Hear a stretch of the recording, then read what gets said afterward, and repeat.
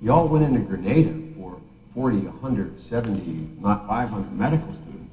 And here there are thousands of blacks being persecuted, killed, death squads, and you're not doing anything. Clearly, Haiti is no more or less in the interest of the United States than Grenada. So what you have, for example, a leading editor of a paper in the Delaware Valley asked their reporters to come down and talk to me and said, why is Biden so concerned about Bosnia and not about Haiti? Is it because blacks are involved in Haiti? Blacks are what at stake in Haiti, and in Bosnia they are Europeans, whites. There is that notion abroad in the Congress, in the country. It's not substantially different than when Lech Walesa came along and all the polls in the state of Delaware and the United States of America focused, or when Israel is in trouble and the American Jewish community and those who believe strongly in Israel focus. Or you can list throughout our history circumstances where our multi-ethnic community looks to things happening in a constituency that they are from, represent, or feel having a stake in. So if Haiti, a god-awful thing to say, if Haiti just quietly sunk into the Caribbean or rose up 300 feet, it wouldn't matter a whole lot in terms of our interest. The world, there it is right there. Joe Biden, Sleepy Joe Biden. In 1994, if Haiti fell in the sea, it wouldn't matter a whole lot. This is I've Got Questions, episode 108. We've made it this far, you and I. How are you? Well, I mean, Joe Biden's stance on Haiti, it seems to not have changed.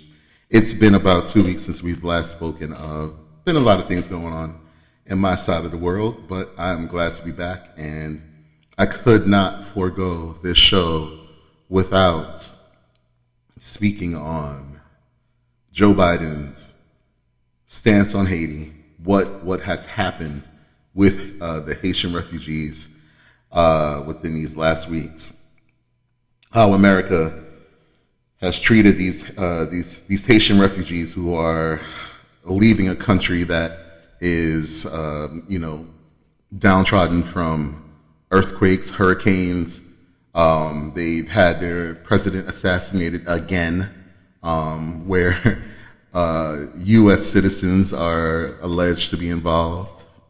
This is not the first time a Haitian president has died and U.S. citizens have been involved, or members. Well, we don't know how far they go up as citizens, but we do know that when coups happen, they happen with larger countries. And Haiti has been attacked by many people for years upon years, and we'll get into that later.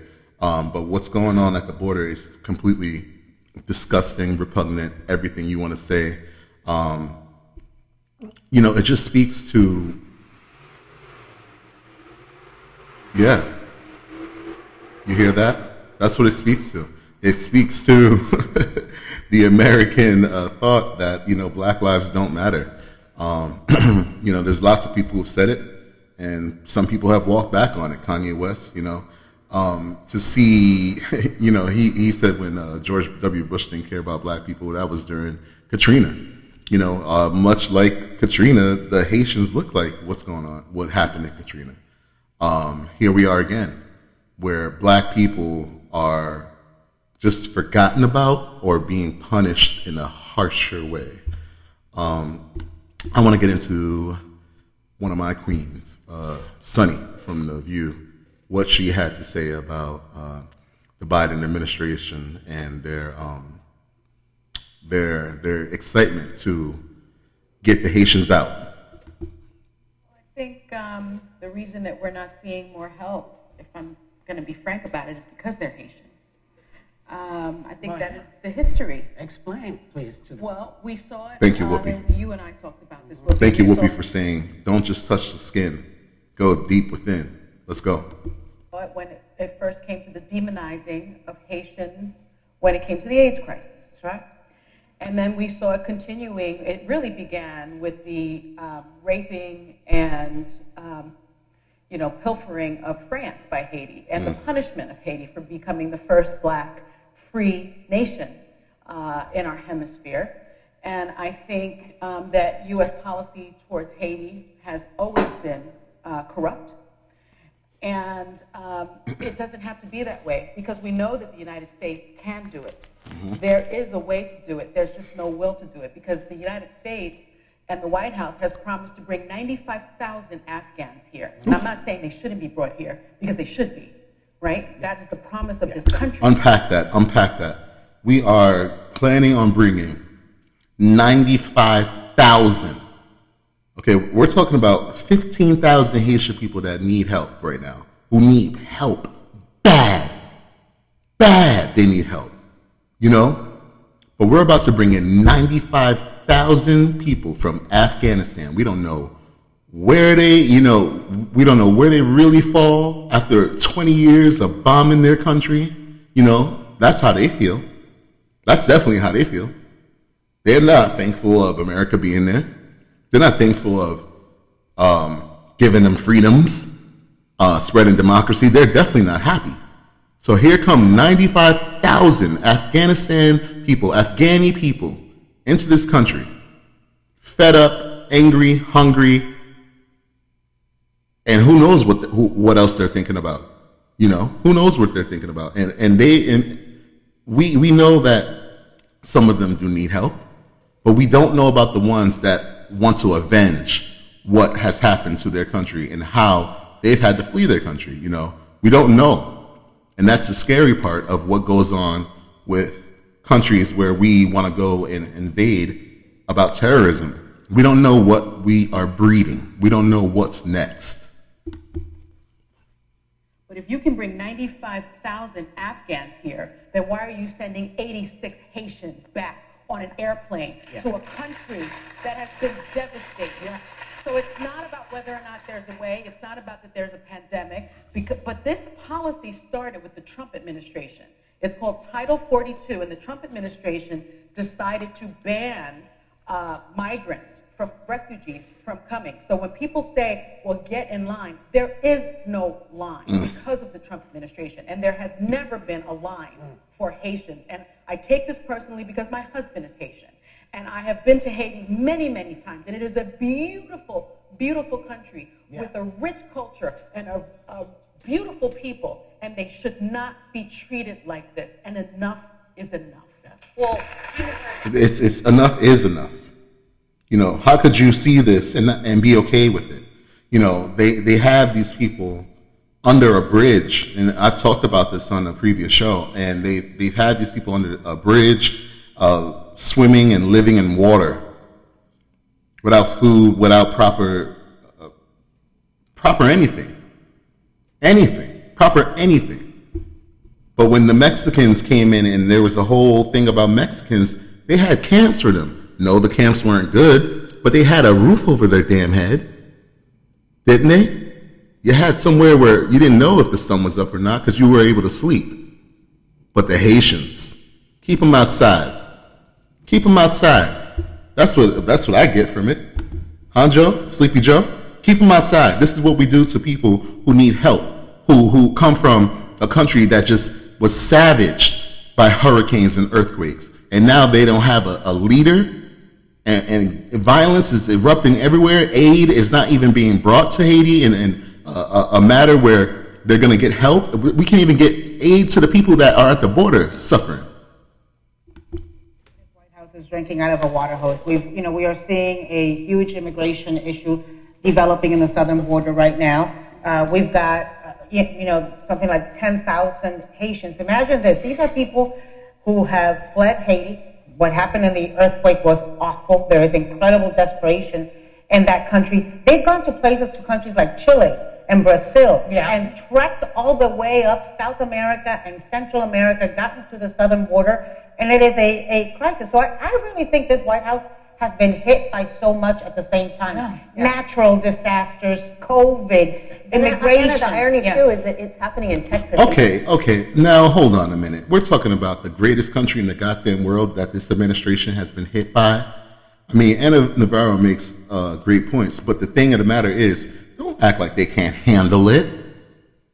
You know how many little departments, different departments there are involved around this country, it's not just the White House. There are people getting paid everywhere to go and help out. Why don't you send the Navy there? What's going on there? Why don't you send, anyone there to really help instead of leaving people on a riverbed, wasting away, wondering if diseases spreading, COVID spreading. Help these people. They need more help than they don't need help. And what do? We hire more cops, and we have cops on horses who are using their reins as whips to get people back who just want help, who are just begging for help. Give me your poor, give me your weak. That's what it says. It literally says that. That's what we were founded on. Until they're black. Until they're black. Biden for the first time speaking out about the crisis at the border with new warnings about tens of thousands more Haitian migrants on the way to the... Also, the vice president weighing in on those images of Border Patrol agents on horseback.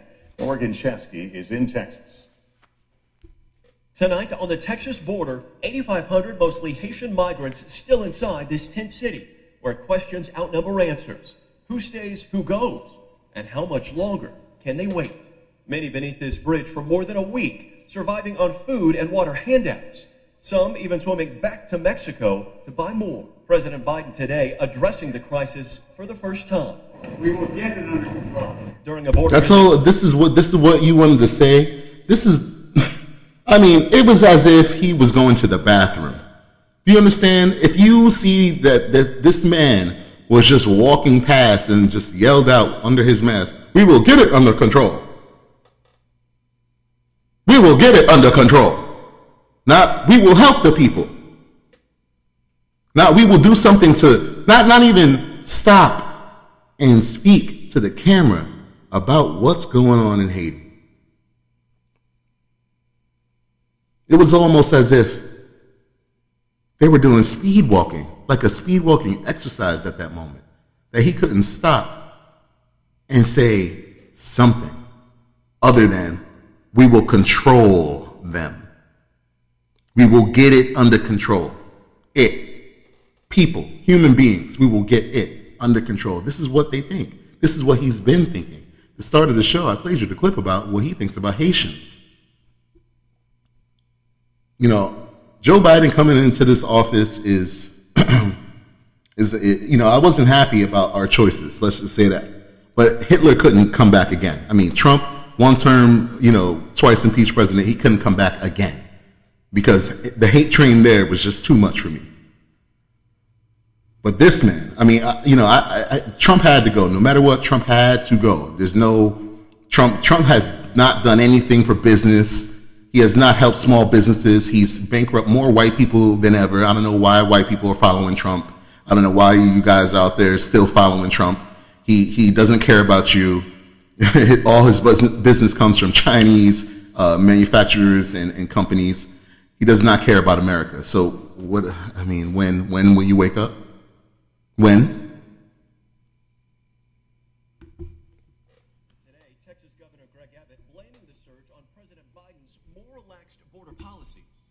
Administration that has abandoned any pretense of securing the border and securing our sovereignty, you see the onrush of people like what we saw walking across this dam. People like what we saw. This is the rhetoric that comes out of the mouth of a governor. People like what we saw. And when Joe Biden does nothing more, when he says people like what we saw, what is he talking about? These are human beings. Again, who need help. These are not people who just wanted to stumble across, get some tacos or something, get some Texas Roadhouse. They didn't want to go into Texas and go to Ole Ole. They weren't looking for Jose Tejas. They were coming here to find refuge. That's where refugees come from. I don't know if people know. You know, I think when they think about refugees, they just think about people coming here without shoes on. These people are finding refuge because they need help. And what we do instead is decide that, hey, let's treat them like crap. Let's treat them like garbage. Let's treat them like it's. Governor Abbott has caravans of police.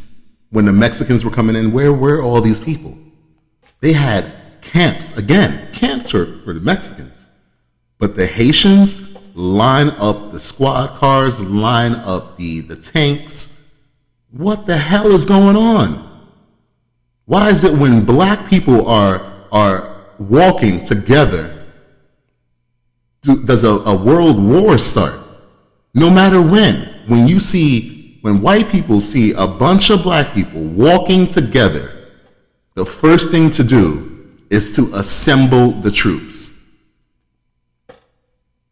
As if we're the ones who took people. As if we're the ones who've made people work for free forever.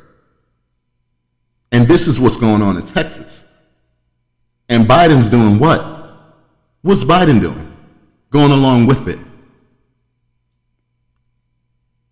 Doesn't care about Haitians. He's never cared about Haitians. He said it, and you heard him say it. Possibly on the way to the U.S. Internal documents obtained by NBC News show DHS officials tracking more than 20,000 gathering in Colombia, 3,000 others in Peru, and another 1,500. And even the media, you see how they report this? 20,000 gathering in Colombia. What the hell are they doing? You think they're just all gathering and saying, we're gonna go to America and we're gonna take over. Take over and do what? Get jobs that white people and black people don't want and Spanish people don't want? The jobs that we don't work for? Let them come here and work and build our infrastructure. That's where we need to focus on. But instead, we want to deport people who want to come to America and start over. All this land in this country. You can't spread people out and start building up our roads, pay them a great wage and have them live here. And as long as they, work and do something for maybe, 10 years, let them stay. Let them work on the roads. Let them help our airports get better. Instead, we want to just kick them. Even when the Mexicans, we wanted to kick them out. Hundreds of police cars lined up to stop people who want help. Lined up like a wall, the same wall Trump never gave his voters.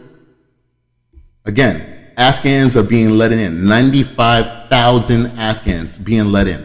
95,000.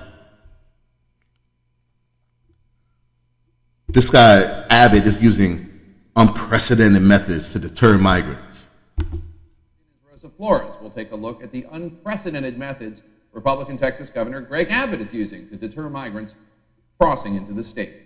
And it's like a thing of like, let's show these niggers what's going to happen here. They're not going to just come here. They're not going to come here and live here. As thousands of migrants wait in a makeshift camp under the Del Rio International Bridge to get processed by U.S. immigration authorities, a miles-long steel barrier of Texas State Trooper vehicles has gone up. Miles long. To deter up to 30,000. When have you ever seen that? When Mexicans were coming into this country, when have you ever seen miles long of police vehicles? Miles long. You can't say that it's not about race. They've never used miles long of police vehicles. He was just in office last year, Abbott.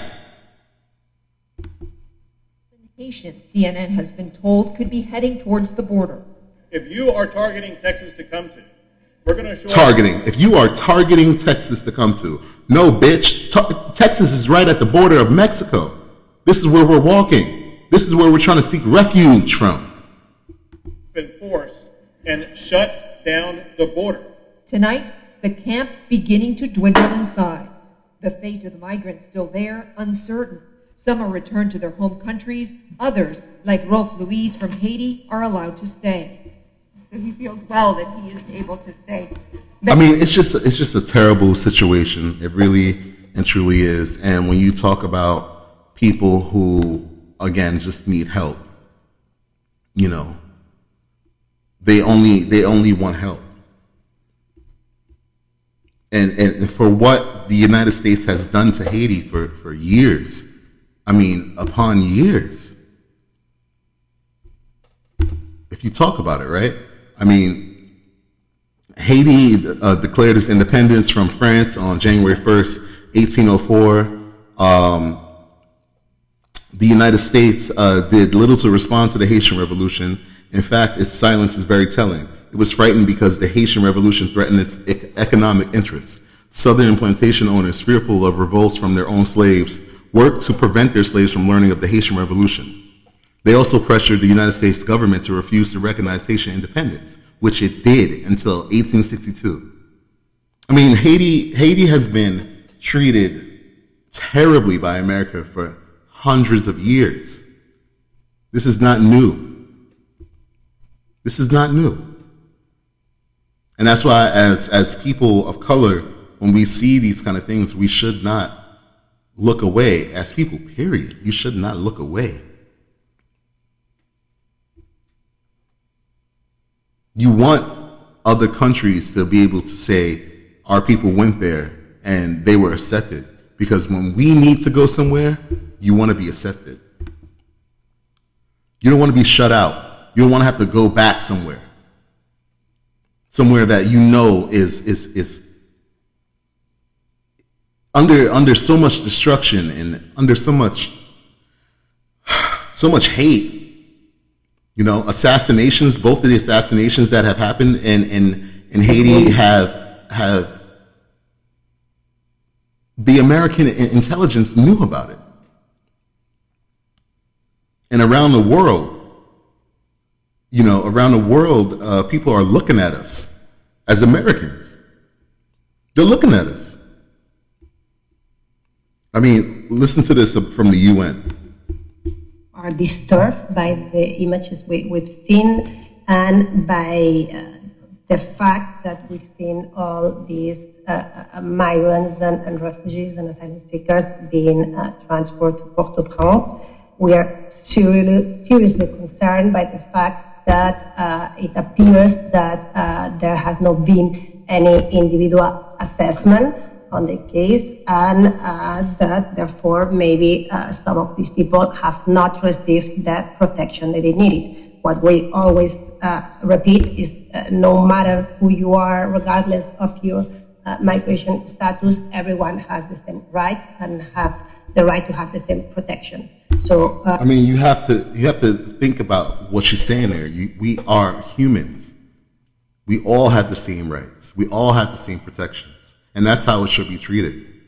If people want to come to this country and that they will be a part of this country and raise this country up, why would we deny that? Why not build out a program to develop that? Because our infrastructure, again, is shit. Moving on.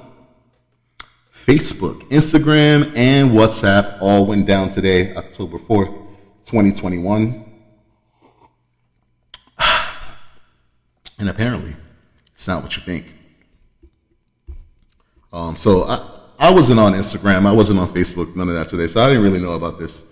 And so it was pretty interesting. Someone told me that it was down. And I really didn't even, like I said, I did not know about it, didn't really care about it. But now I care about it because apparently it's not what you think. Like I said, there's a whistleblower who claims that despite telling the public that they are doing all they can to combat hate and injustice, Facebook is hiding what it truly knows. That hate is consuming many Americans. The racial fury America has was ignited further when the former one-term, twice-impeached President Trump took office, but once he left, the hate continues to linger. There's a lady who used to work for Facebook, and she copied quite a bit of information about Facebook, where I guess Facebook knows about certain things that are going on in this country, and they continue to hide the data.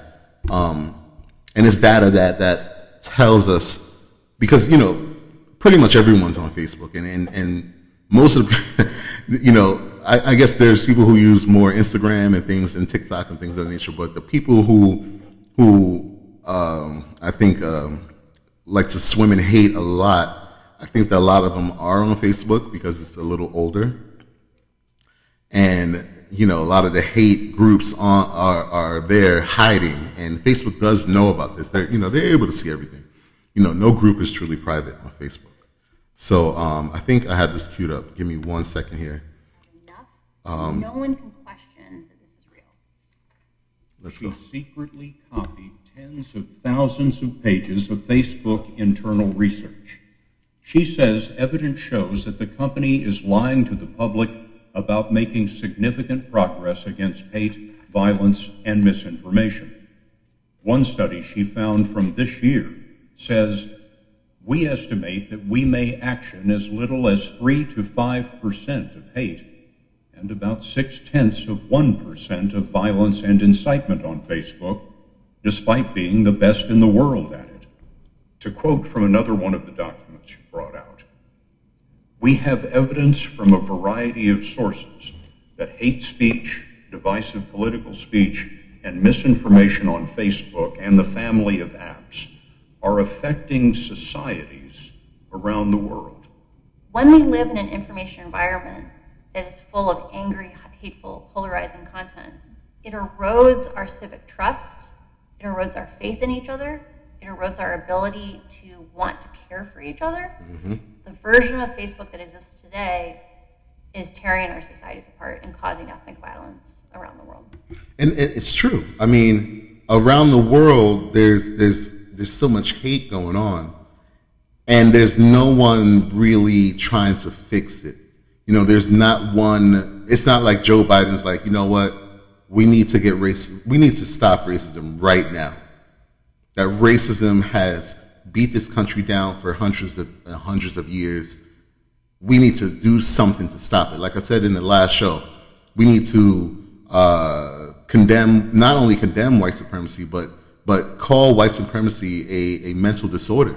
Call racism a mental disorder, so that way, you know, a lot of white people can really just be like, well, you know what, I was racist.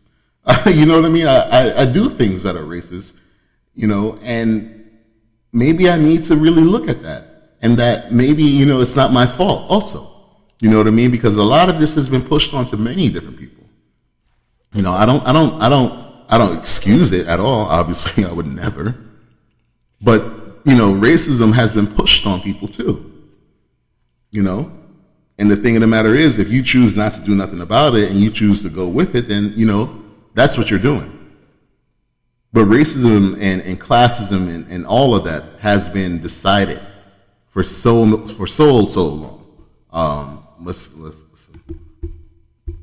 Ethnic violence, including Myanmar in 2018, when the military used Facebook to launch a genocide. The first quarter of 2019. Frances Haugen told us she was recruited by Facebook in 2019.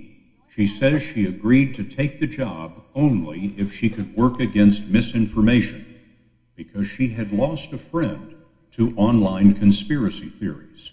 I never wanted anyone to feel the pain that I had felt, and I had seen how high the stakes were in terms of making sure there was high quality information on Facebook. At headquarters, she was assigned to civic integrity, which worked on risks to elections, including misinformation. But after this past election, there was a turning point. I mean, you know, I'm not going to go, this clip is a little boring.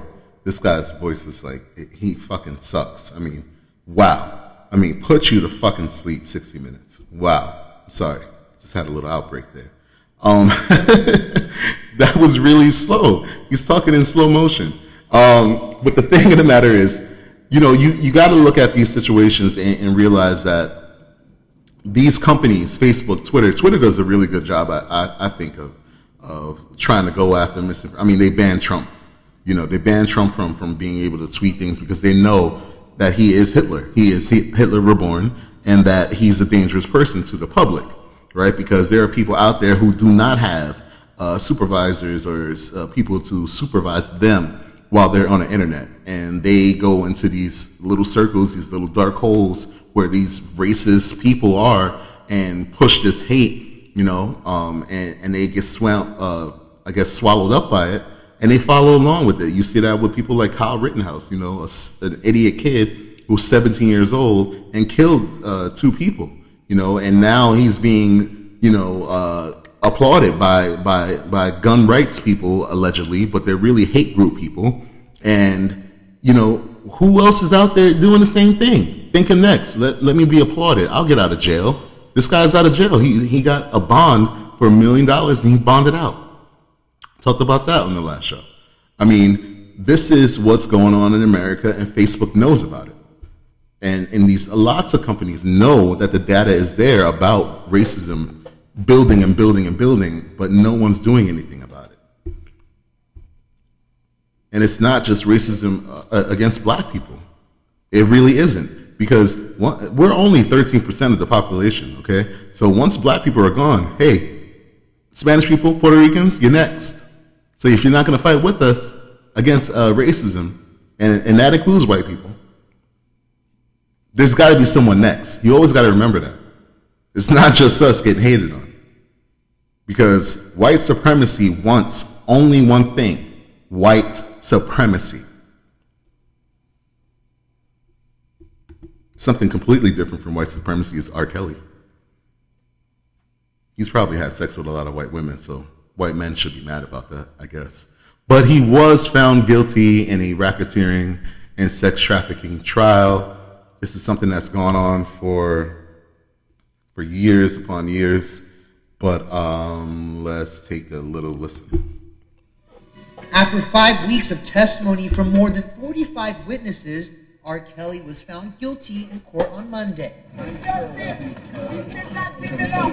That's one of R.Kelly's attorneys after a federal jury in Brooklyn handed out the guilty verdict.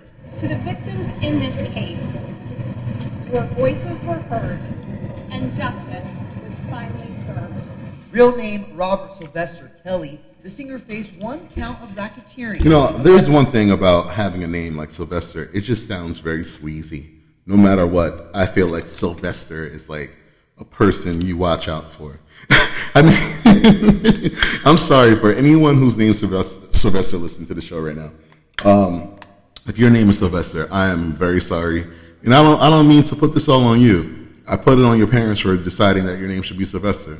I just feel like the name Sylvester is just breeding, and something's going to happen when I look away from my drink. Federal charge that focuses on organized criminal activity and the collective enterprise of individuals carrying out the illegal activity. According to the initial indictment, the enterprise in this case includes Kelly, as well as his managers, bodyguards, drivers, and others. Kelly was also found guilty of 8 violations of the Mann Act, a federal law that prohibits sex trafficking. The charges date back decades and involve 6 complaining witnesses. Since first being indicted by a grand jury in 2019, Kelly has maintained his innocence on all charges. I have pursued many sexual predators who have committed crimes against women and children. This is Gloria Of all the Allred. predators that I have pursued, however, Mr. Kelly is the worst. Kelly's defense team called 5 witnesses, while I can't see how Mr. Kelly is the worst when George Nazar, who I talked about last week, who used to molest and rape all those gymnasts, over 200, close to 300 gymnasts, 300 people. Okay, not that there's a rape off or anything going on, but I'm just saying, George Nazar was allowed, and this is the thing about these cases, right? The FBI knew about R. Kelly. The FBI knew about George Nazar, who I talked about in the last episode. These people are known about. And they're still allowed to go on and get more victims. It's almost like, again, like I said, like they want to build a case rather than stop them. They want the most amount of charges they can get rather than just to stop it. prosecutors ended up calling 45 witnesses to the stand. One of these witnesses, a former tour manager for Kelly, testified that fake IDs were used to clear way for him to marry a then 15-year-old Aaliyah. Prosecutors said that Kelly wanted to use a marriage to shield himself from criminal charges. Aaliyah was one of 8 people who later died in a plane crash in 2001. Another witness told the court that Kelly prevented her from watching the documentary series Surviving R.Kelly, as well as intimidating her into covering for Kelly during his 2019 sit-down with Gayle King. I'm fighting for my life. Yo, killing me with this. Oh my God. Robert. Robert. Sentencing for Kelly is currently set for May 4th. He's facing potentially decades in prison. Kelly is still facing additional charges in Illinois and Minnesota. I mean, there's a lot to this. I mean, to unpack this, R. Kelly, as a kid, in my teenage years, I was able to see R. Kelly do things to a young, apparently now a young child, or probably around my age. Excuse me.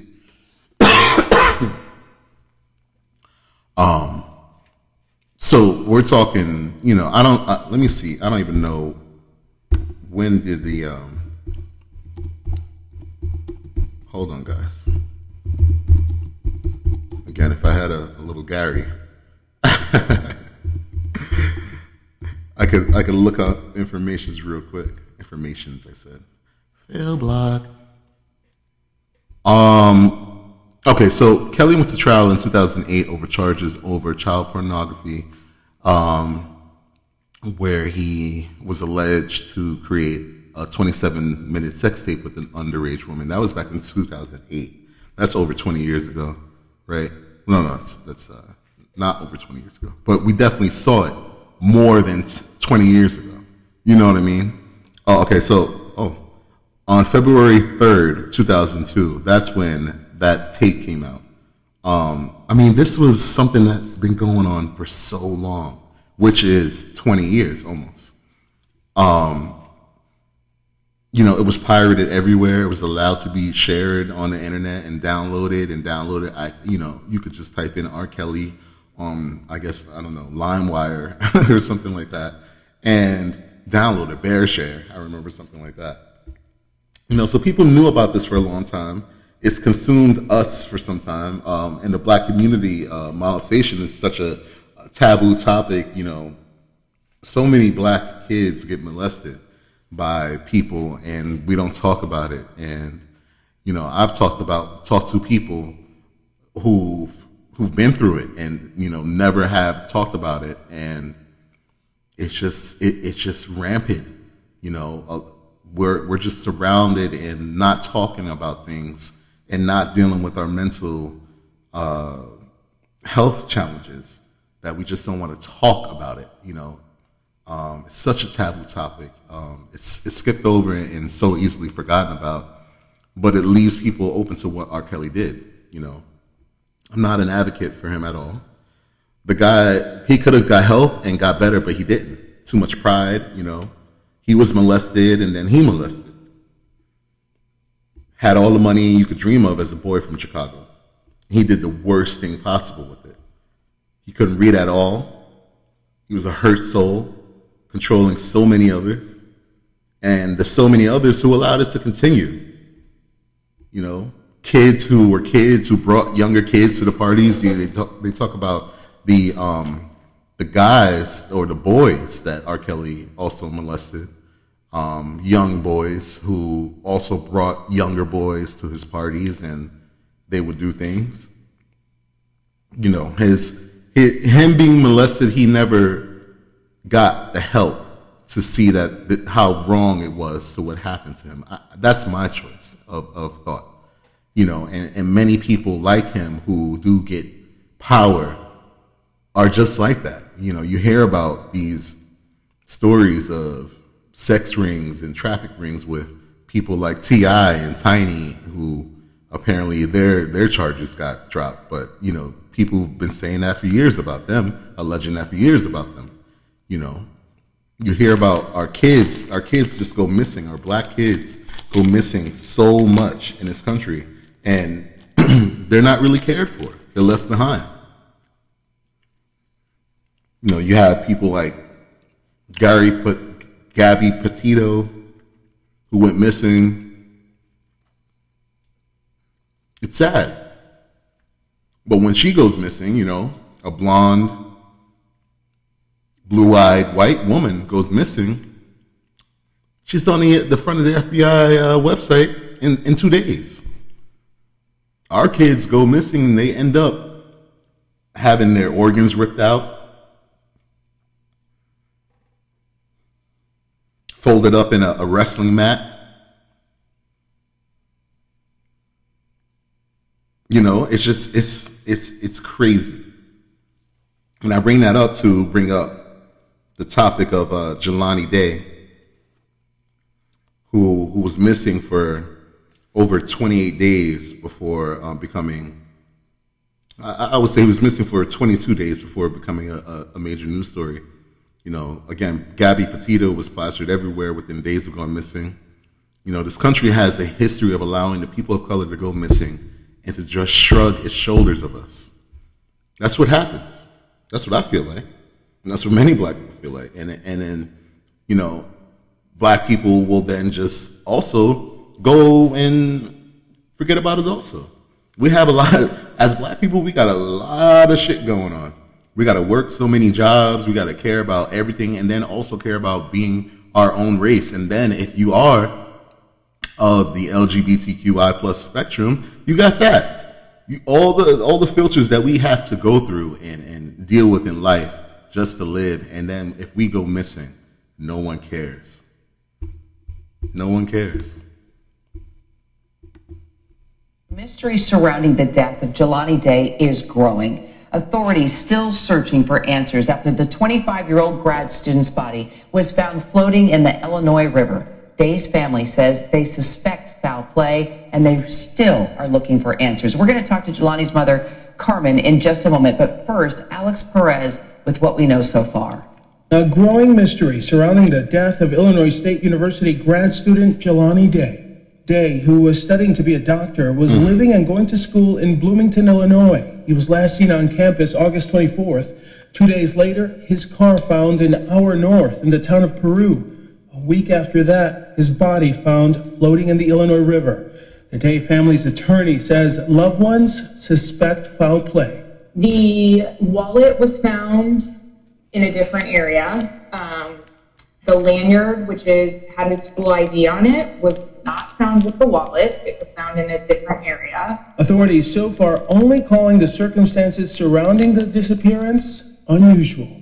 The way his vehicle was, it was off of a parking lot. That's very unusual to just find a car like that. Investigators now working to retrace Day's final movements. The 25-year-old's death has garnered the attention of Viola Davis, Lizzo, and other celebrities.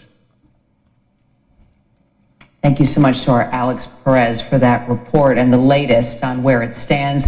Now, with the recent rise of attention to missing persons cases, it's important to note that as of December 2020, the FBI had more than 89,000 active missing persons cases. 45% of those cases are people of color. I'd like to bring in Jelani's mom now, Carmen, for more on this. Do you understand that 45% of people missing is a lot of people for it to be people of color?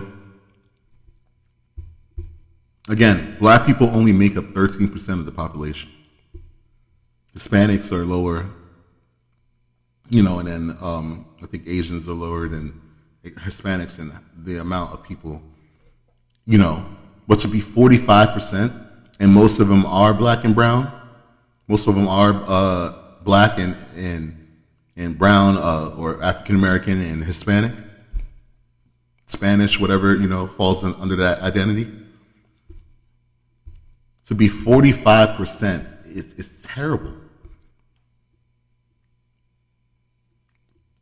and we just let them go. And I do believe that there are things going on that since years ago, where how people have operated and experimented on people of color. You can't tell me that can't apply here. He was found and his body was identified, Jelani Day. But so many people go missing, so many of our children go missing, and we never see them again. Absolutely heartbroken. The coroner's office told me a body that they recovered from the Illinois River near Peru, Illinois, is Jelani Day. Now his family is demanding answers about what exactly happened. The Danville native, Jelani Day, was a graduate student at Illinois State University studying speech pathology. His goal was to become a doctor. On August 24th, a professor reported him missing after he didn't show up for a meeting they had scheduled. Bloomington police said his cause of death is unknown at the time, pending further investigation. We didn't stop investigating it when we found the body, and we're not going to stop until the case is done. So if we still get tips that come in, Detective Jones will still go through that. After seeing the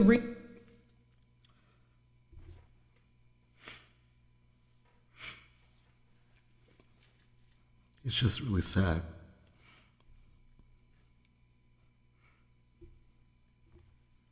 Because our kids go missing, and a lot of the times they are in situations where they're the only one. They're the only black one, and I've been in situations like that and have been completely nervous about being the only black person. And how could you not?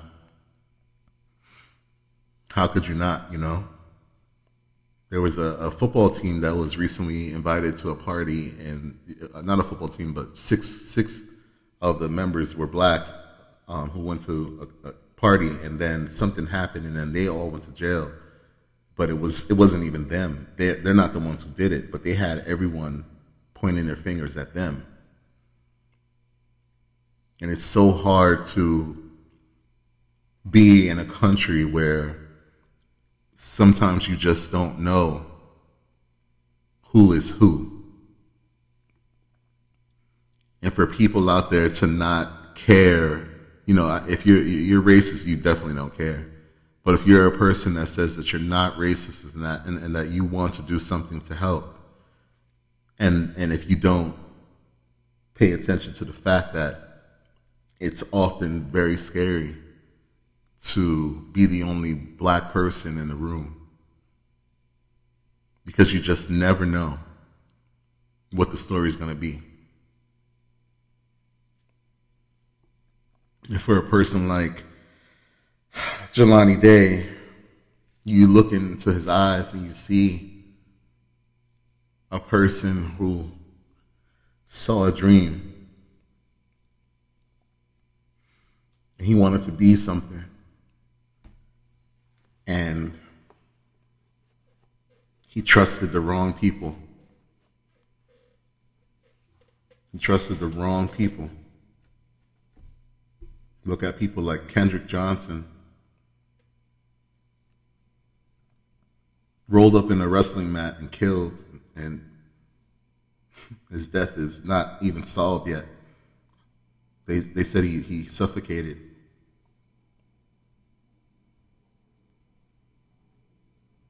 How do you roll yourself up in a wrestling mat, close the bleachers on yourself?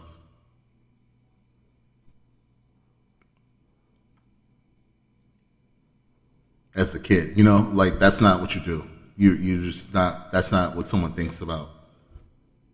And all we get are things like maybe they committed suicide. I want to tell you one thing's for sure. I have no plans of committing suicide. I have no plans of killing myself. If anyone ever told you that, it's a lie. It's a fucking lie. I mean, of my current life. I am flourishing. I am becoming. I'm not somewhere yet, but I'm becoming. And I'm so happy of who I'm becoming. And oftentimes our kids get this suicide thing when that's not what was going on. I just want you to pay attention when you see a person that looks like you. And think about protecting them, you know. If you see something going on, doesn't mean you always have to jump in, but we all have the number one protector is our phones, our cameras. And that's something that, you know, a lot of conspiracy people will say, you know, they you know, you have actual police departments who are working with mayors and things of that nature to ban recording of police officers. You have police officers who are playing music so that you can't post the clip of them doing something wrong without it getting ripped off of YouTube for copyright infringement. These are real things. You know, I can't come up with this. And when you're the only black one, it's dangerous. Because you never know. You never know. And it's sad that we have to live like this. And people don't think about the fact that we have to live like this and that we did not choose to want to live like this. We didn't want this. You have a person who was just killed recently, whose girlfriend was hitting on a black man, white lady hits on a black man, and the white boyfriend gets mad and shoots him and kills him. That's the same thing that happened to Emmett Till. Emmett Till, you know, was killed after so-called whistling at a white woman. Whistling at a white woman. That's why a 12-year-old boy had his head bashed in and hung and set on fire.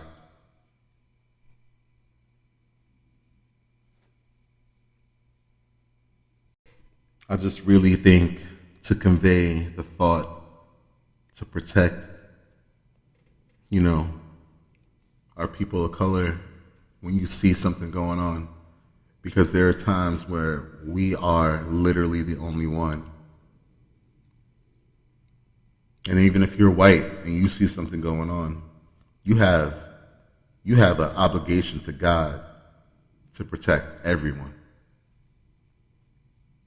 You know, if you don't get involved, write it down and call somebody and leave a blind tip. You have the obligation to do the right thing. If you don't, you have to answer to that. You have to keep remembering.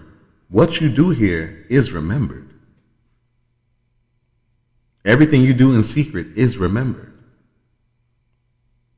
Not by everyone that you know, but the person up there who made these flowers and all these things and these birds sings remembers. And the person who did that to Jelani Day, you're not going to get away with it. Y'all never will get away with it. Never.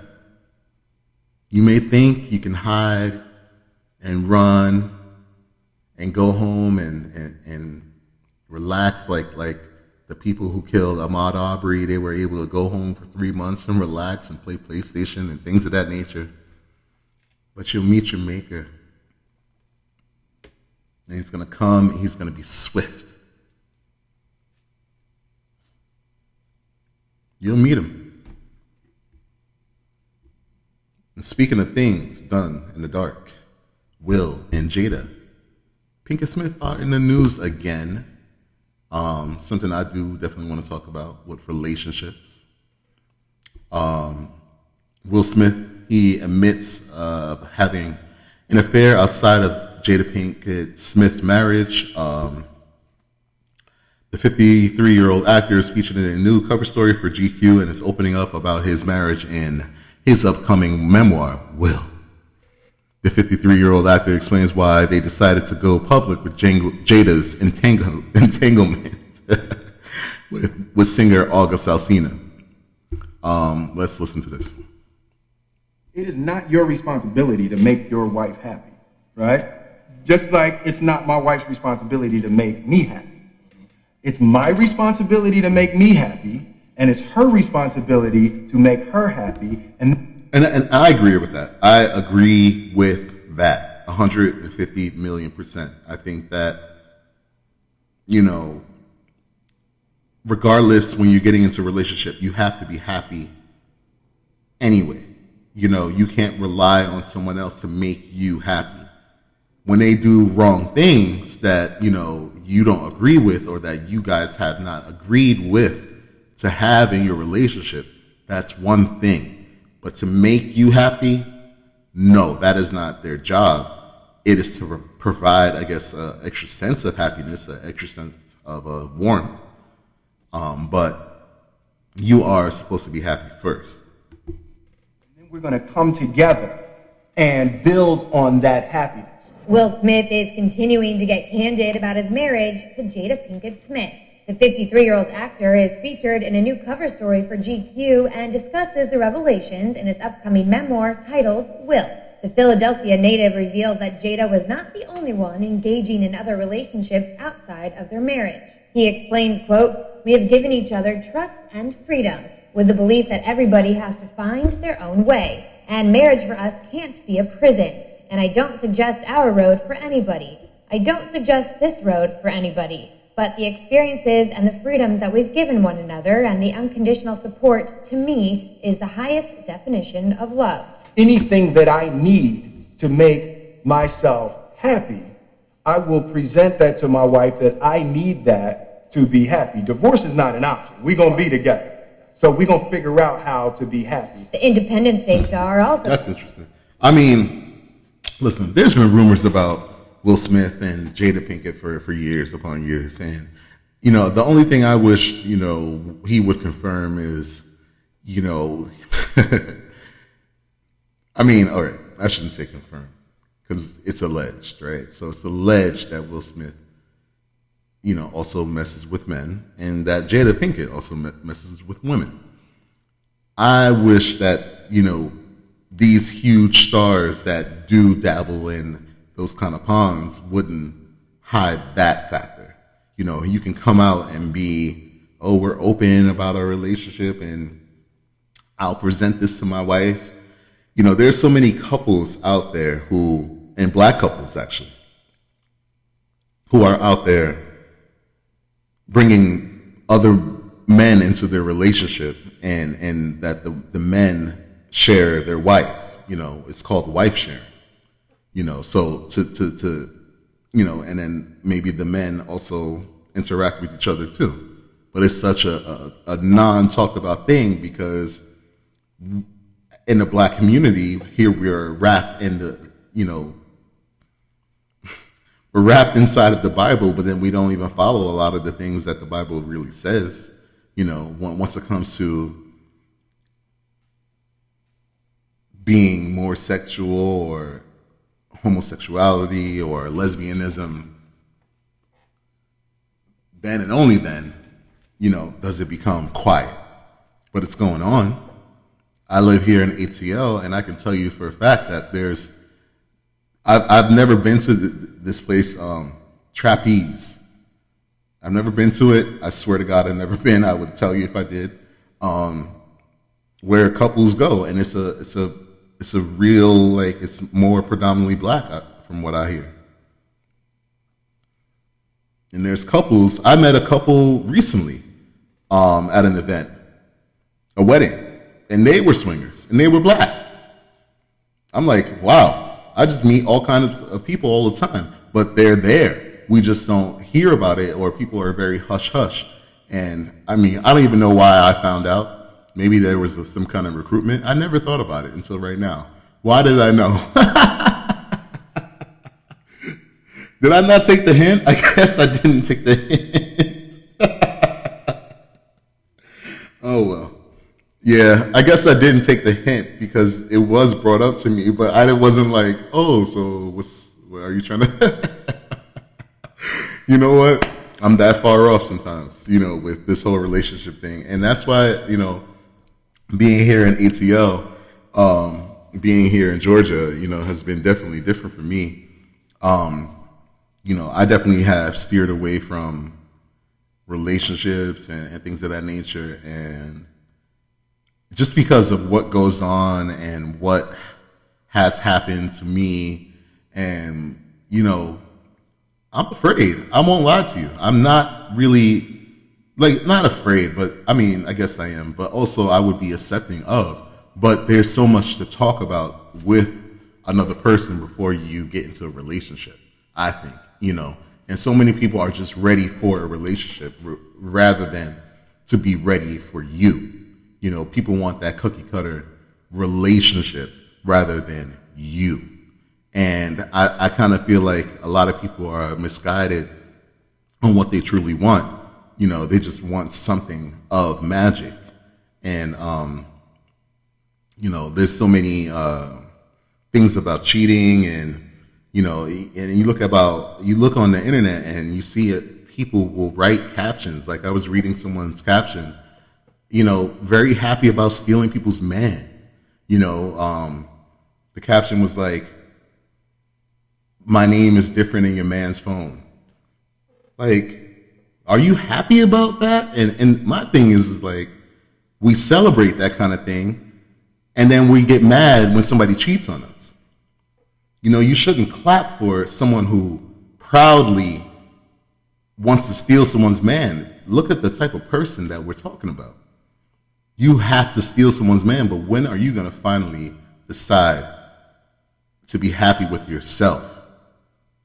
Because if you're having to go around and steal someone's man and you're proud about it and bragging about it, I've never seen an award for that. I've never seen a first, second, or third place for that. I've never seen people really, celebrate that until now. It's almost as if it's a goal to be stealing someone's wife or man. Like you're doing something, that people are going to applaud you for. And then when you have friends like that, what does that say about you? You know what I mean? Sure, you don't want to judge people, but if you call someone a close friend who's fraudulent or has the mind of stealing and breaking up probably homes or whatever, birds of a feather. They talk about Will Smith and Jada having like a open relationship, and the truth of the matter is open relationships are not for everyone, and neither are poly relationships. Sometimes it's like one partner is more interested, and that leads to conflicts. I was speaking with a poly couple earlier this year, and their dynamic, in my opinion, it was one that seemed to be more looking for someone to be in love with, and the other one seemed to be more about smashing and dashing, and that's just my opinion. And it definitely, there's a dynamic that, that I see with people, and it's not honest in some of those relationships where two people are saying that they're really okay with it. But if you're really looking for someone to spend the nights with, wouldn't that be the person you're with, But if you're just looking for someone to split bills with and have sex with from here and there and there and there and there and find other people too, it is what it is, I guess, whatever you want to do. But I think that you have to really be a certain kind of person to say, I want to be in an open relationship. You really have to think about that before you really get into it, or a poly relationship. You have to really think about yourself, because at that point, you have to really be a strong person, strong-willed person, to share who your lover is with someone else. And it's fine if you can, but a lot of people get into a lot of relationships like that, and they don't make it. because they thought they could do it, but they couldn't. It's not for me, so don't ask me for it. Sleepy Joe, wake up, here we go. U.S. President Joe Biden mapped out a new era of vigorous competition without war in his first United Nations address on Tuesday, a steep departure from the America First policies of his predecessor, Donald Trump. We will lead on all the greatest challenges of our time, from COVID to climate, peace and security, human dignity and human rights, but we will not go alone. We will lead together with our allies and partners and in cooperation with all those who believe as we do that this is within our power to meet these challenges. Biden said he will work to double the United States' financial commitment on climate change and spend $10 billion to fight hunger. While he didn't address China directly, Biden made implicit references to Beijing as the U.S. butts heads with China over trade and human rights issues. He said the United States will compete vigorously, economically, and push democratic systems and rule of law. We'll stand up for our allies and our friends and oppose attempts by stronger countries to dominate weaker ones, whether through changes to territory by force, economic coercion, technical exploitation, or disinformation. But we're not seeking, say it again, we are not seeking a new Cold War or a world divided into rigid blocks. Biden came to the United Nations facing criticism at home and abroad for a hasty U.S. withdrawal from Afghanistan that left some Americans and Afghan allies still in that country and struggling to get out. His vow for allied unity is being tested by a three-way agreement between the United States, Australia, and Britain that undermined a French submarine deal and left France feeling stabbed in the back. Why can't we mind our fucking business? I'm sorry to be vulgar about it, but I'm just sick of it. You know, we go around the world playing Captain America for every country but our own. Look at all the homelessness, the homeless amount of vets. Our mental health as a country is just dangling in the air. He's doubling down on aid to other countries when you and your family have to work 3 and 4 jobs to survive.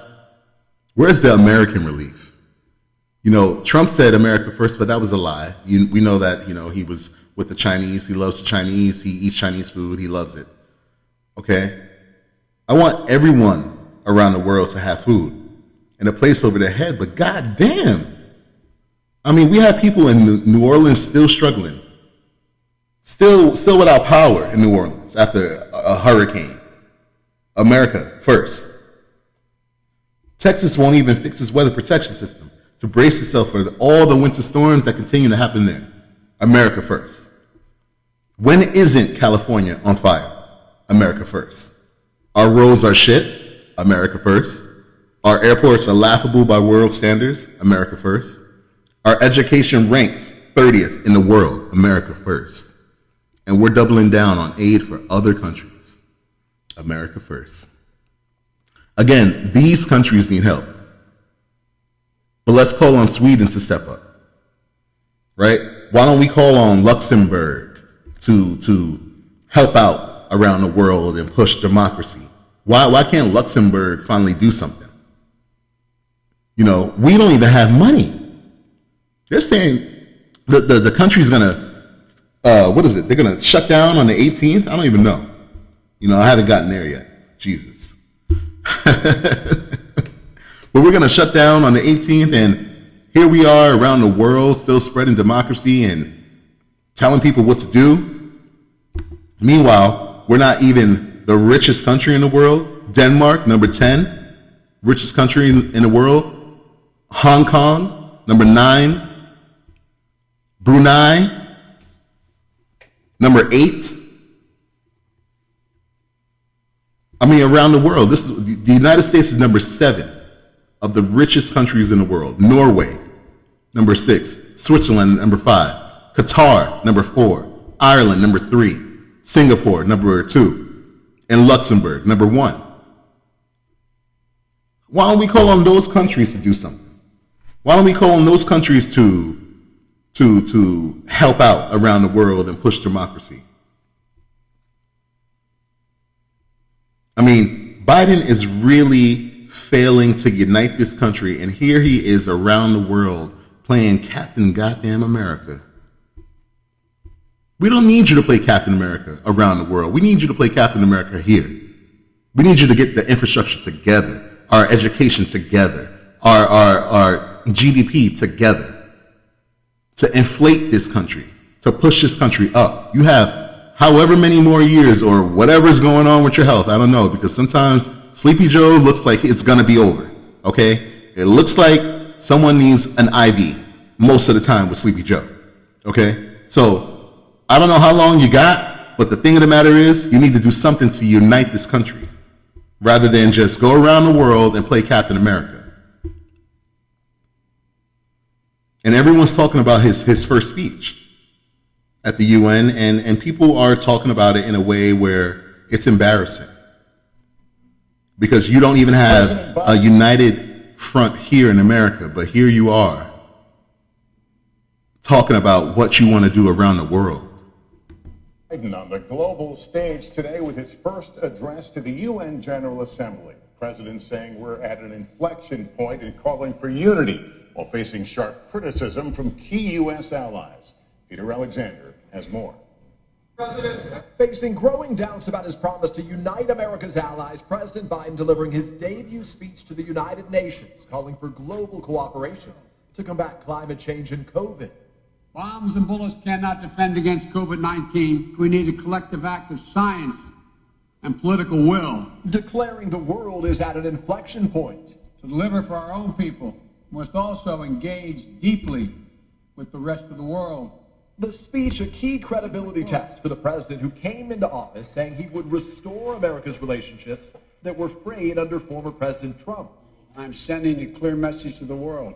America is back. Back where? And back to do what? All right, if we need to work on something, let's work on climate change and let's work on, I don't know. But we're back where? I mean, I go up the street and there's new homeless people every new week. Every week that comes around, there's more and more homeless people rising.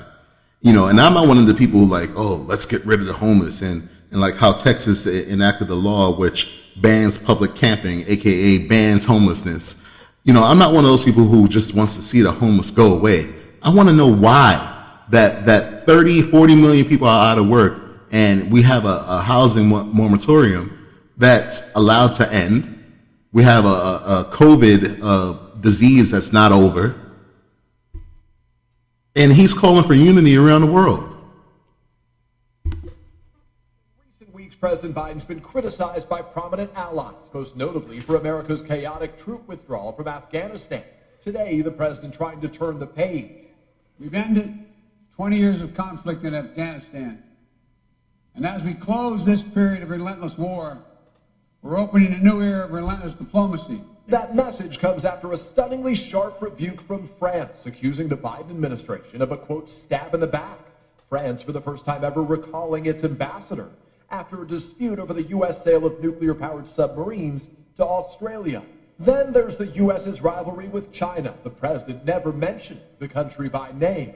We are not seeking a new Cold War. I mean, this is just the thing. I mean, yeah, there are things to fix that asshole Trump undid, or however you want to say that. You know, Trump just really came, and that's the thing about when you talk about these people who love Trump. What do you love? Do you just love that someone gets up on stage and says whatever they want? Because you can't say that Trump did something for America. If anything, he divided America more. If you're more excited about that, then fine. You want to say, oh, well, at least Trump was bold about his racism. He never really was. He's a liar. He never really was bold about his racism. He allowed Kanye West to get in that office and get up on that desk and shake his ass. That's what he allowed. But he was never bold about his racism. He just did it in hiding, as he always did, except for Mexicans. That's the only time y'all got together on things. It's to hate on Mexicans. I mean, this is what is going on in this country. And we have Alabama now, who instead of using COVID funds for the right thing, they're using COVID funds to spend money on more prisons. America houses or imprisons more people than any other country, and we're not even the biggest country in the world. We're not even the biggest country with the most amount of citizens. We're not. And we imprison more people than every other country combined. Every other country. Moment to check in on the United States of COVID. Our politicians moved quickly to debating new federal funding this week. But what happened with the billions already given by the feds to the states for COVID relief? Well, Alabama is trying to keep federal COVID relief out of the hands of the people who need it most. Instead of giving it to small businesses, to families for childcare, or to hospitals to support as intended, Alabama now wants to use COVID relief funds to build new prisons. Indeed, Republican lawmakers plan to take $400 million for 3 new detention centers, as well as renovations to current ones. Literally, they want to build places where COVID festers and infects more people. But he's saying around the world, he's going to be the leader on COVID. Sleepy Joe. As Pfizer gets ready to move its vaccine for children as young as 5 years old, Florida is looking to become more reckless with people's lives. The state's new Surgeon General is defying all other health experts' advice by allowing students who are exposed to COVID to stay in school. Dr. Joseph Ladapo opposes masks mandates and also says there's just nothing special about vaccines. Dr. Ladapo. Now listen, I am not a anti-vaxxer. Apparently I am vaccine dependent or deliberate. I don't know, I forget what the word was. But for a person to be elected or pushed into or appointed to be the new Surgeon General of Florida and to have those kind of comments, Florida, man. Literally Florida, man. A real certified medical professional has been tied to misinformation during the pandemic and has zero experience in public health management, but he does check off one important box. He aligns with Governor Ron DeSantis, of course, who cares more about a shot at the Oval Office than getting shots in arms that will save voters' lives. So I wonder, what political ambitions does Dr. Ladapo have? And that's the thing about political office nowadays. It's just about money. And if you're not tracing where people are getting their money from, we're all in danger from these people, from these politicians, from Governor DeSantis, who wants to be president by splitting people apart, by making your kids sicker, by killing your children, killing your family, by unrestricting COVID thoughts and laws and whatever.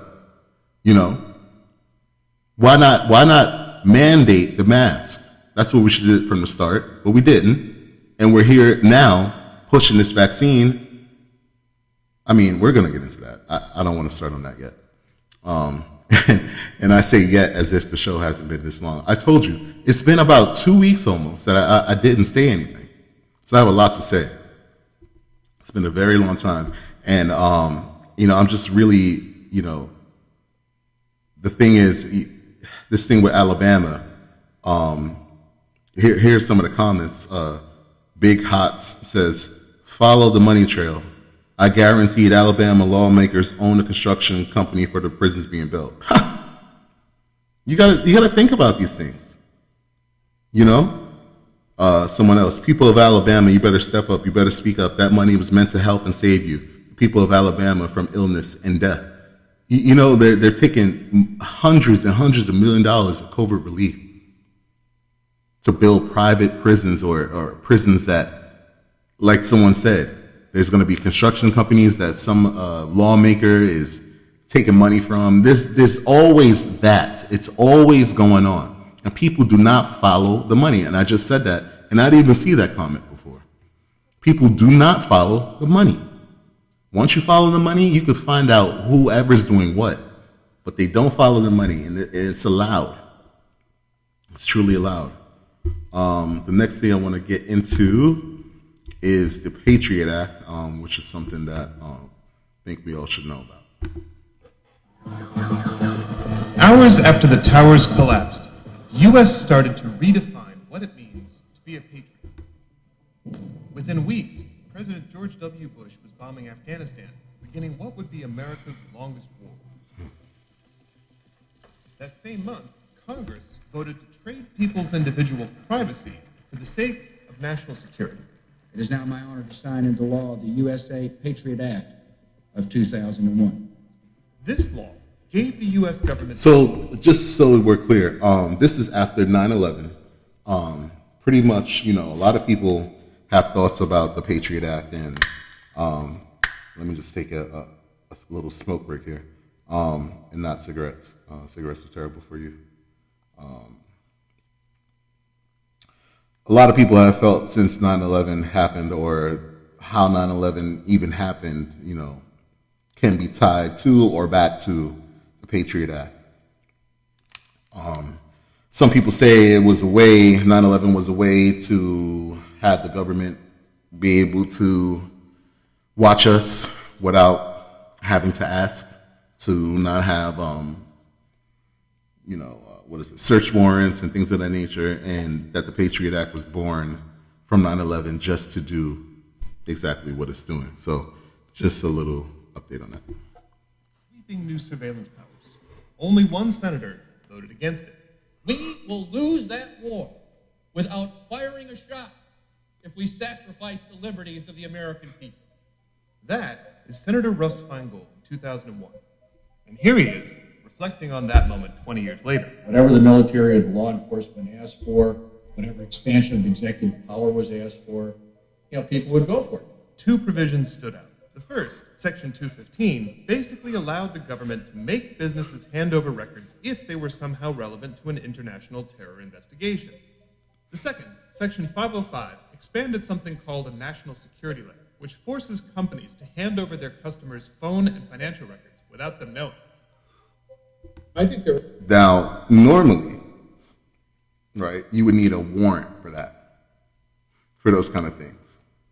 But now with the Patriot Act, they don't need that. The FBI can just go and say, I want this, I want that. And if they record your voice, if a company is recording your calls or whatever, the FBI can take that without you knowing. And this is America. There was a lot of political pressure to try to show that we were doing something to address the high level of insecurity that American people felt. Former Democratic Senate Majority Leader Tom Daschle had all sorts of fights in Bush's White House. But after 9/11, he wasn't about to say no on national security. It was the overwhelming view of the American people. Do whatever you need to protect us, make sure this never happens again. The process. So the way they did this is to stoke the fear. If not, there's so many thoughts on 9/11. If 9/11 happened the way it did, right? The way that they used 9/11 and stoked fear across this country was a way just to push the Patriot Act. Because they they made sure that you, your mother, your father, your uncle, your mailman, that everyone was so afraid. All these targets were attacked on 9/11. The World Trade Center was attacked, the Pentagon, and they were also allegedly going after the White House.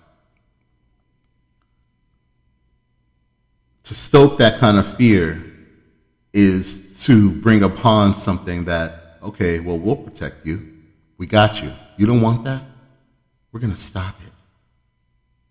We're going to stop it. We're going to make sure you're safe no matter what. Let's pass a law that you can't read thousands and thousands of pages. Let's make sure it's passed so that we can protect you. In a way that meant it wasn't fixed, and it was irresponsible. No senator wanted to be accused of being soft on terror, as the White House was starting to call it. They wanted to look tough. By the time Senator John Kerry... So they bullied, the White House at the time bullied, and Dick Cheney was the one who was really running the White House at that time. If you go back and watch W, I think it is, and there's another movie about Dick Cheney, you must go see it. I don't know the name right now, just look up Dick Cheney movies, watch them all, because they really show what evil Dick Cheney and how evil he really, really was, and what he did while having George Bush as his puppet. So they use this 9/11 thing to really take away a lot of our freedoms, the freedoms that a lot of you say you fight for with masks and things that, taking my freedoms, bitch, where? Democratic presidential nominee in 2004, it didn't matter how anyone actually voted. The Patriot Act had become political dynamite. But politics aside, the public was learning more about how the feds got into their business. And that was, in no small part, thanks to one group that nobody wants to mess with, librarians. All the librarians in the country were saying, wait a minute, this Section 215 has allowed the government to go in and simply demand in a secret court that the library records, medical records, business records of somebody be released. 4 librarians from Connecticut even sued the government over the National Security Letters gag rule. Heroes. Of course, you talk about heroes, those are heroes. Concerns didn't stop. Because if you sue the government, if you go after the government, no matter what, they're always going to be watching you. Those are heroes. These are people who stood up. Library cards. The National Security Agency was also secretly wiretapping phones, which raised a red flag for some senators who voted yes in the first place. The serious bad parts of this bill are made unacceptable because we currently... So this is March 2nd, 2006. Talking about the Patriot Act. Senator Patrick Leahy. Have an administration that does not believe in checks and balances. But a new administration only brought more snooping. Under the Obama administration, the NSA collected tens of millions of phone records in the name of counterterrorism and argued it was legal, thanks to Section 215. Which was already Only approved. A federal agency in 2014 found that there was no instance of Section 215 actually stopping a terrorist plot. Yeah, I was worried about it, but I didn't really know exactly how these authorities might be used against protesters. People that might want to protest a pipeline. People that are Muslims who are, in their mosque wanting to pray. The truth is that these Patriot Act authorities were often used for things that had nothing to do with terrorism. In 2015, the sun finally set on the Patriot Act and rose on the Freedom Act, which banned the bulk collection of phone records. But it's not like we're in a post-Patriot Act world. The government is still giving out mail bags of national security letters, including about 9,700 just last year. Almost 20 years after the Patriot Act passed, the U.S. was attacked again, this time by its own citizens. The powers the government gave itself didn't stop the attack, and once again, the aftermath has been filtered through a political... And what they mean by that is because what happened on January 6, 2021, or 2021, the insurrection that he just brought up, the government knew that it was going to happen. The government saw the breeding of it and the brewing of it in chat rooms, dirty chat rooms around the country. And they saw that this was coming up. Again, like Facebook knows about this stuff. This is all circular, ladies and gentlemen of the press, ladies and gentlemen of the people. This is all circular, okay? Facebook knows, the government knows. And they still let these people attack this country on January 6, 2021. We have stopped terrorist attacks around the world. And we've given up a lot of these liberties to the executive branch. And that hasn't worked very well. What sadly happens, it appears, both on 2001 and January 6th, is people sort of try to say the right thing for a few minutes. And the problem is, once they conclude that their political interests lie in a certain way, that's when the lying starts. It's all about where you want to vote. It's all about where you, and just talking about them, it's all about where their money is aligned.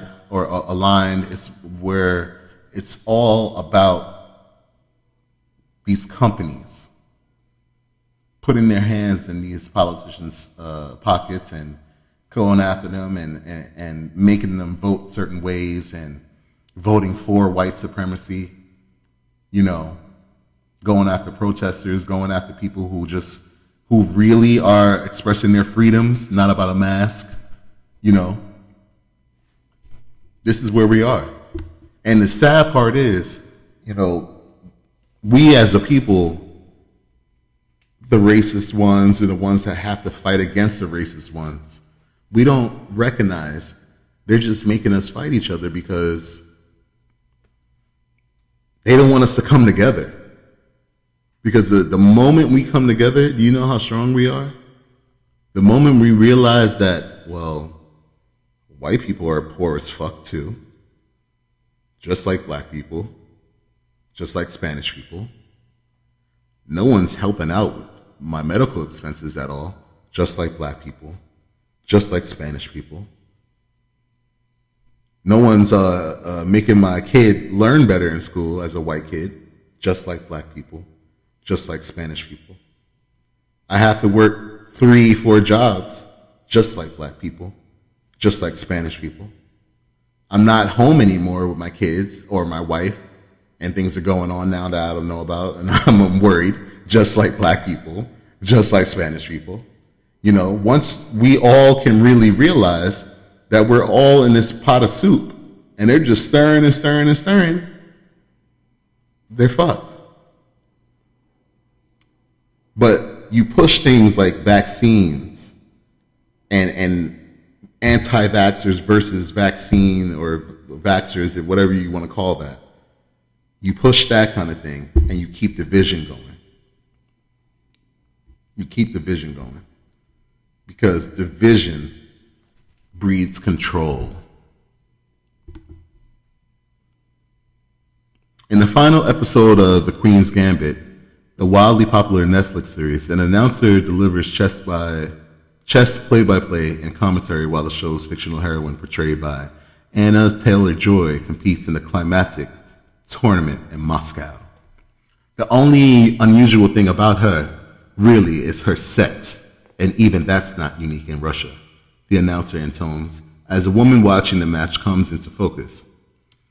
There's Nona Gapindashvili, but she's the female world champion and has never faced men.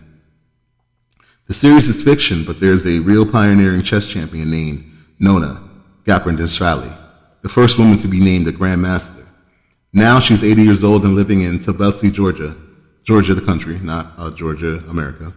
She was pained to learn that the television show had erased her many successes against male opponents. So on Thursday, Miss Gapindashvili filed a lawsuit against Netflix in federal district court in Los Angeles, seeking millions of dollars in damages for what the suit claims is a devastating falsehood, undermining and degrading her accomplishments before an audience of millions and calling for the line about her not facing men to be removed. They were trying to do this fictional character who was blazing the trail for other women, when in reality, I had already blazed the trail and inspired generations. I'm doing well with her name, I think I am.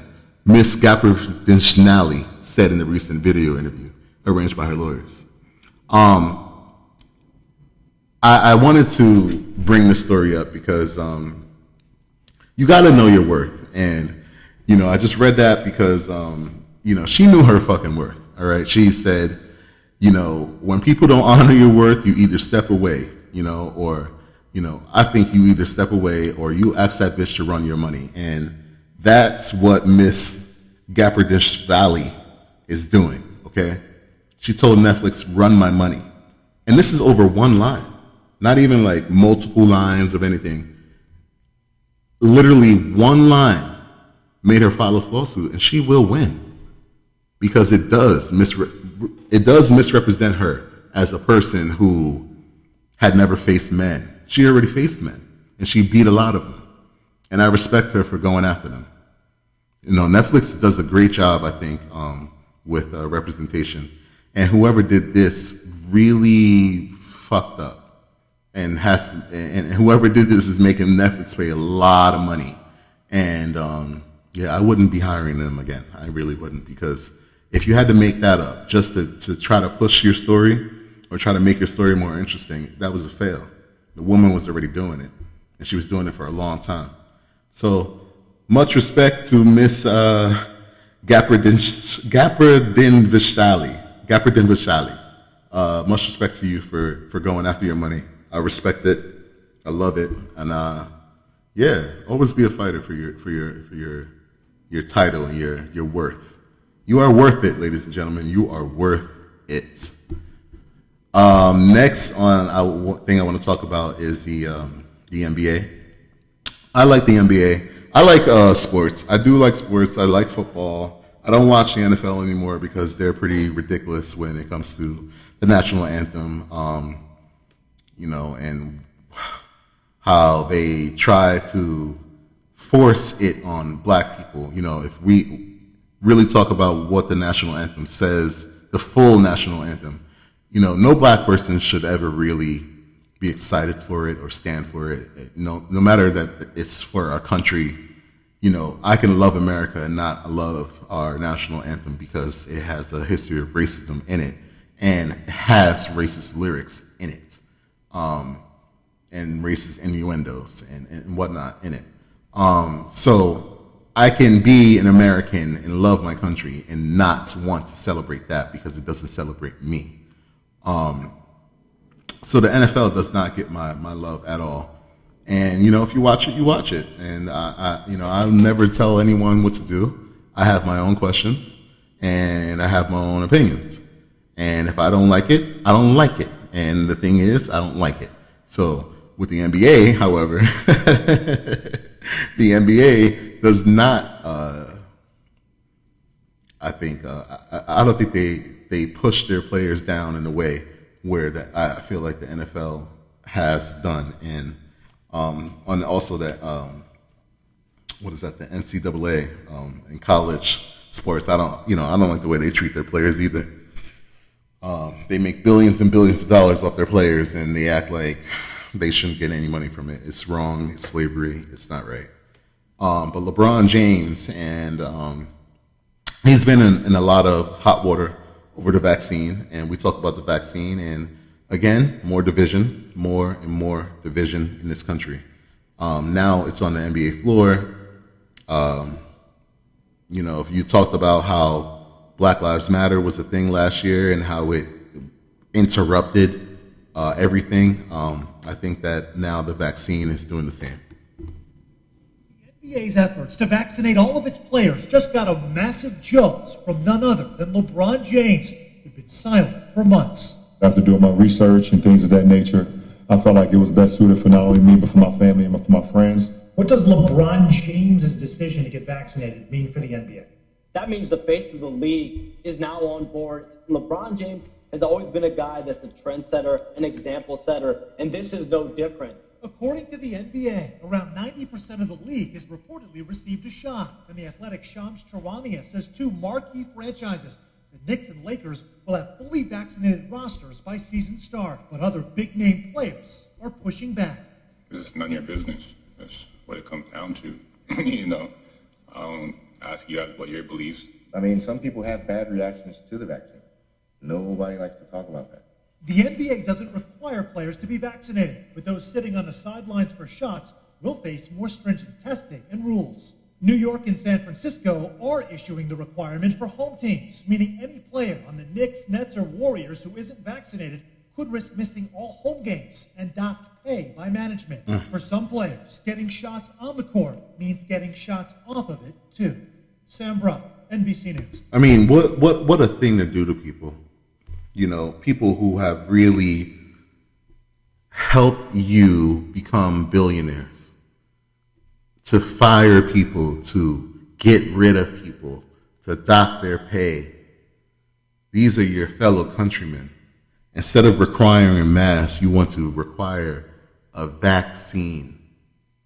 Instead of requiring masks, you want to require something that we don't know what can happen with it. And that's a lot of people's issue. And there's not one person who can tell me that in 20 years, this is what's going to happen to me with the vaccine in me. And that's not misinformation. That's factual I don't know if you want to even call it information. It's just a fact. I don't know. We don't know. They don't know. That's just a fact. That's not something to say that's misinformation. To call that misinformation is to call anything misinformation that's going to be in the future. To say that I want my child to get vaccinated, or if I don't want that, then there's something wrong with me. We're not thinking about our fellow American. We're thinking about how we can move in droves, how we can move like cattle, how we can pump this and pump that, and then make people come and get boosters. And, if you don't have your 15th booster, you can't come in here. If you're not vaccinated or you don't have your booster, your 25th booster, you can't come and go to the doctor's office. You can't go to the dentist's office. You can't get that tooth pulled. How dare you come in here? You don't have your 23rd booster. This is where we're leading to. Because they're already talking about how the booster is not safe. And LeBron James shouldn't have this on his back. When it comes down to me, I can speak about myself. I think everyone has their own choice to do what they feel is right for themselves and their family, things of that nature. I know that I was very skeptical about it all, but after doing my research and things of that nature, I felt like it was best suited for not only me, but for my family and for my friends. And, that's why I decided to do it. So. I mean, and that's fine. And the thing is, why can't there be two sides of this? Why must there be, you must get vaccinated? You must. You can't do anything else, but you must get vaccinated. If everyone on the other side is vaccinated and I'm wearing a mask, and basically everyone should be wearing a mask because we have to get rid of this anyway. It's not about getting a vaccine and then not wearing a mask. We're all supposed to be wearing masks. But that's not happening because no one's pushing for that. We're only pushing for vaccines. We're only pushing for people to have an injection in your arm. That's the only thing we're thinking about. And then we're dividing more and more people. We're already divided by racism. Now here we are divided by if you can come in here or not, if you can come eat or not, if you can come work or not. What is next? What is next for you? What's okay for you? What's okay to the next man? What's okay for the next woman? What's not okay? Is there a limit? Because we're saying we do it for each other. Get the vaccine. Well, how about you protect me? How about you pull your mask up? How about you not have it riding under your nose like it's some kind of saddle, some weird saddle for your mouth? How about you protect the unvaccinated? How about we protect each other rather than just say it's all on the unvaccinated? The vaccinated are infecting the vaccinated. I don't know if you know that. That's happening. That's a real thing. The vaccinated are infecting other people because they're going to Las Vegas and having parties. They're going to the strip club. They're going everywhere. And they're not doing what they're supposed to do. But only the unvaccinated are the issue. Jonathan, Jamie Say, WKMG. Wondering if you can comment on the Rolling Stone article and your comments that appeared on that about you not getting a vaccination, why you don't want to get a vaccination, and were you misquoted in that article? I would start by saying that I was pretty badly misrepresented in the Rolling Stone article, and because of that, I can understand anyone who may say they don't transparently or overtly trust the media. In a frustrated tweet yesterday, I had noted that true journalism was dying. And to that, I would say that I appreciate every single one of you, those that try their best to correctly share the thoughts, the ideas, and the heart of the people that they're asking questions of. I'm not anti-vax. I'm not anti-medicine. I'm not anti-science. I didn't come to my current vaccination status by studying Black history or watching Donald Trump press conferences. I have nothing but the utmost respect for every healthcare worker and person in Orlando and all across the world that have worked tirelessly to keep us safe. My mom has worked in healthcare for a really long time. I thank God, I'm grateful that I live in a society where vaccines are possible and we can protect ourselves and have the means to protect ourselves in the first place. But with that being said, it is my belief that the vaccine status of every person should be their own choice and completely up to them without bullying, without being pressured, or without being forced into doing so. I'm not ashamed to say that I'm uncomfortable with taking the vaccine at this time.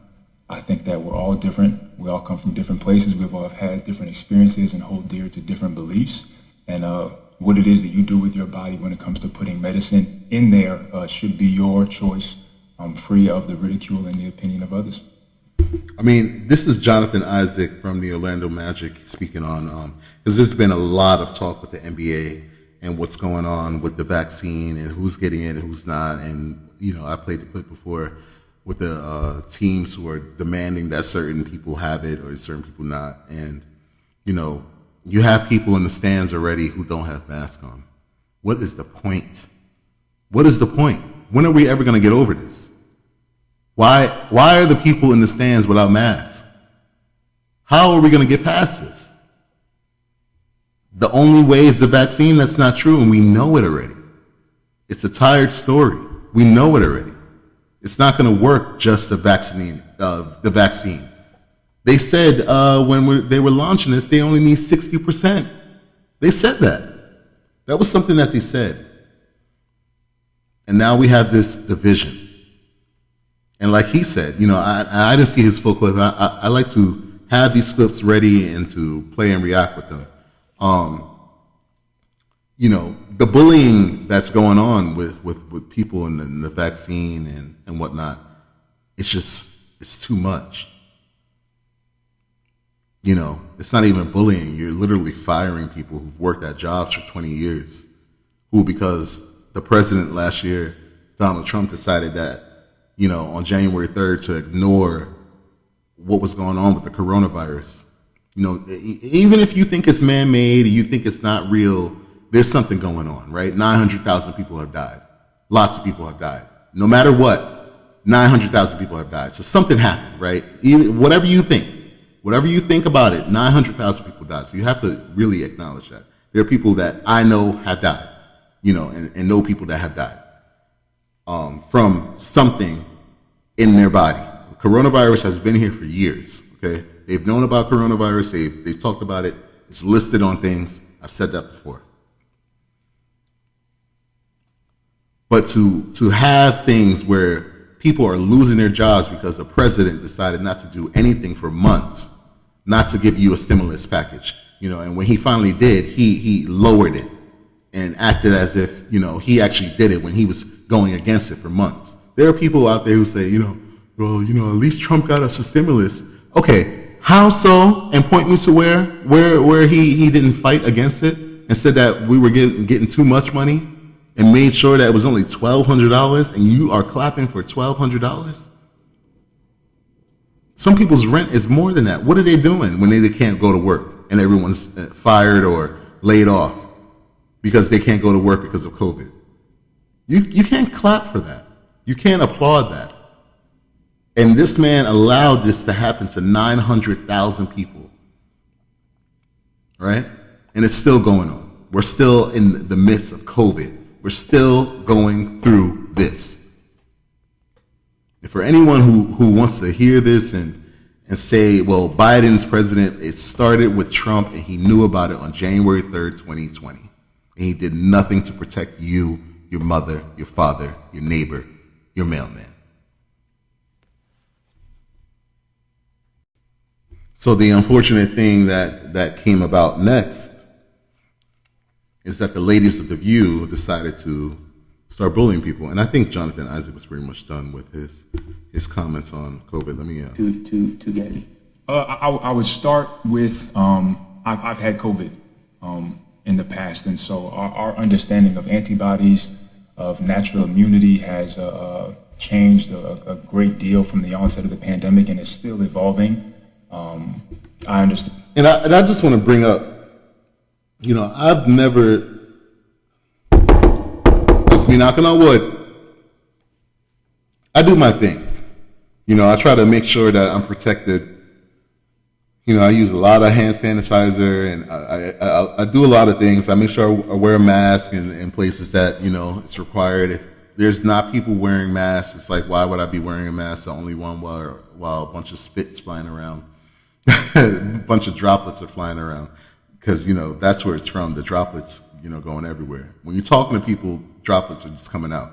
So if you're in a place where no one has a mask on, you're the only one, you're just looking like a dumbass, because there's no point. There's literally no point. Sorry, that's just the truth.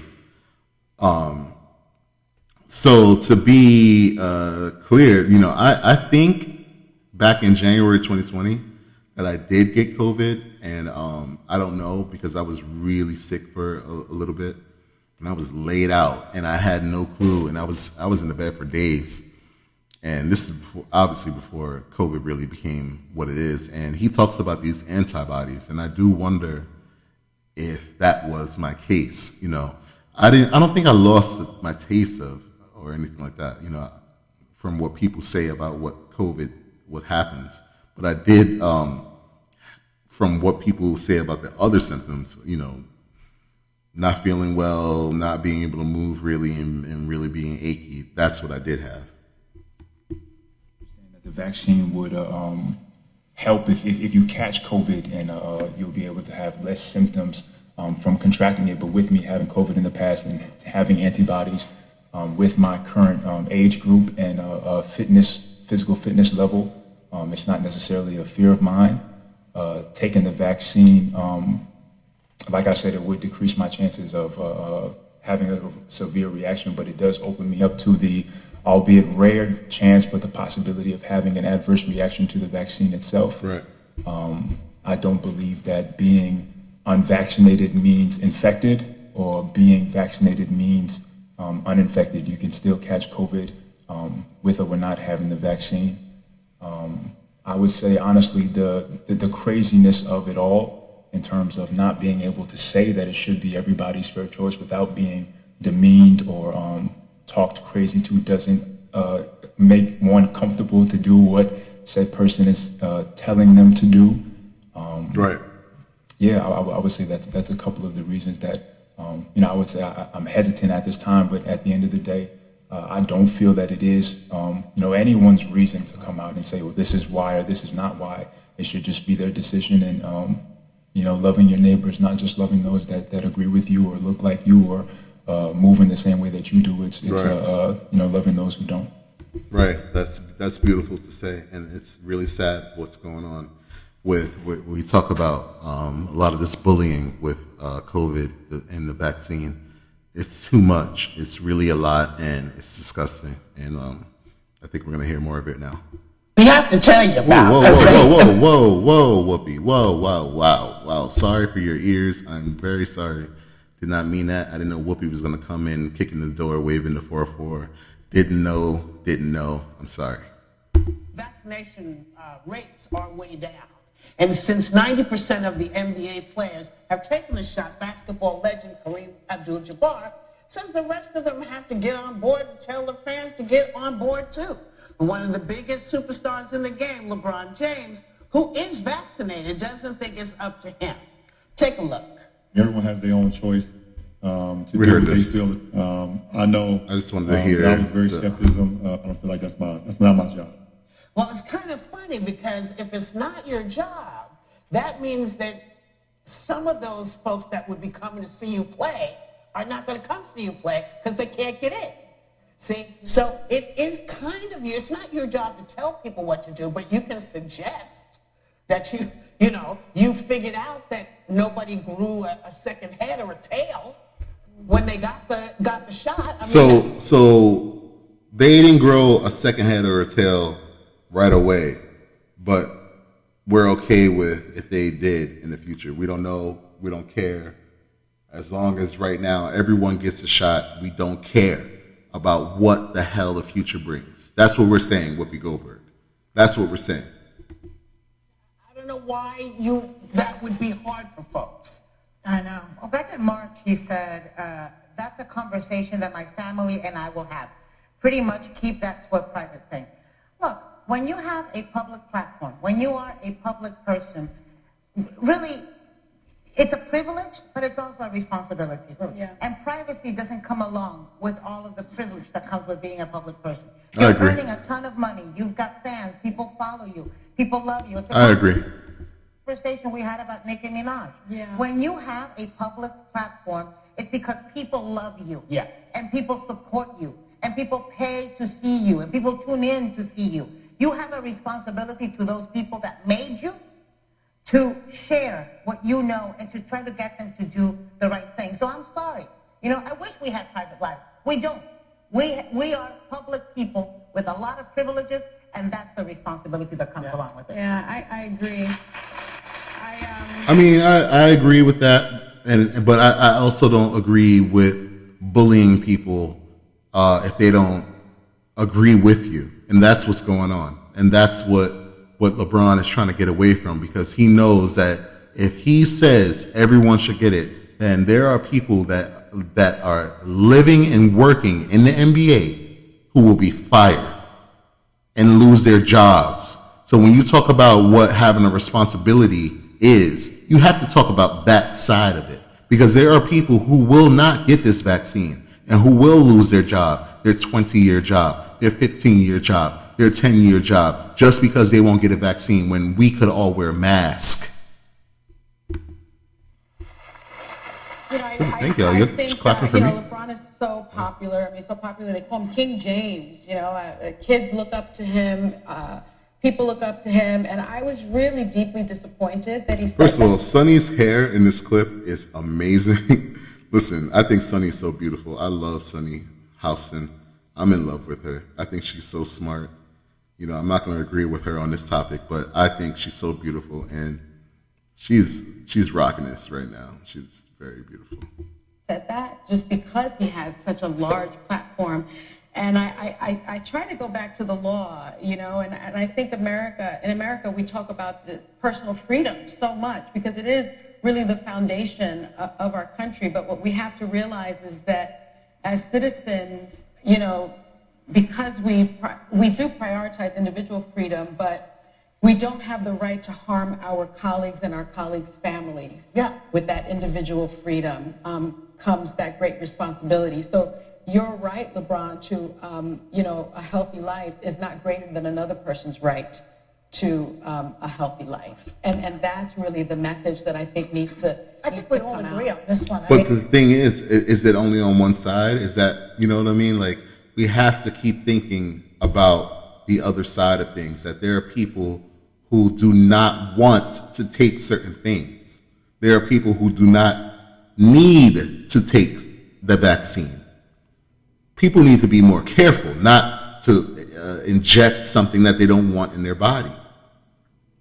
We need to wear masks. We need to wear eye protection. This is just something we need to do, just for a little while. Because if we were doing it back in 2020, if we were doing it from the start, we'd be okay. But instead, we had the division. And that's why I say these presidents, these white men who are presidents, are very dangerous. And I'm sorry, that's just the truth. You know, I think a white lady can be a president. You know, I definitely wanted Elizabeth Warren to go and do the damn thing, but she was kicked out. You know, she was going to tax those rich people like I believe in taxing the rich. You know, they get away with so much, and she was ready to go after them, but you know, they kicked her out, Elizabeth Warren. But we're in danger. Trump was the danger. Biden's the danger. And Enes Kanter, who is another NBA player, you know, I don't like what he's saying here. I haven't heard this clip in full, so I just want to play it with y'all real quick. Oh no, we're not having that. So there was an ad there. Oh gosh. We don't want ads, right, people? Well, basically he was saying that sorry about that. He was saying that LeBron has a responsibility. I wanted to hear everything he had to say, but some kind of ad was coming up there on this website that I had it pulled up on.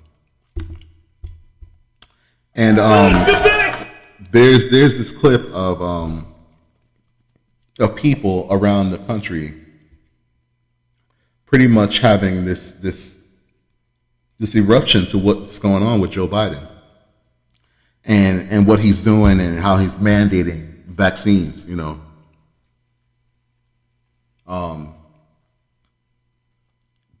People being fired, people losing their jobs. You know, I was talking to my neighbor who said he would not vaccinate his two kids, and he has two very small kids. He's talking about how the schools are forcing them to do things like, or forcing them to get the vaccine, or they can't go to school. I mean, we keep talking about America first and taking care of Americans, but when do we do it? Kids can't go to school. Instead of wearing masks in school, you can't go to school at all and learn if you don't get the vaccine. But we don't want kids left behind. No kid left behind. We spent millions of taxpayer money on that. No kid left behind. But we're leaving them right behind. Immediately. Over a vaccine. No education. The United States is 30th in education. Now we're going to leave more kids left behind because they don't get a vaccine. It wouldn't be, my neighbor pretty much said that it wouldn't be fair to them, his children, if something was wrong with it, and later in life something happened. I don't know. No one knows. And that's the scary part about it, how fast it came together. They say that scientists have been working on this vaccine for years, and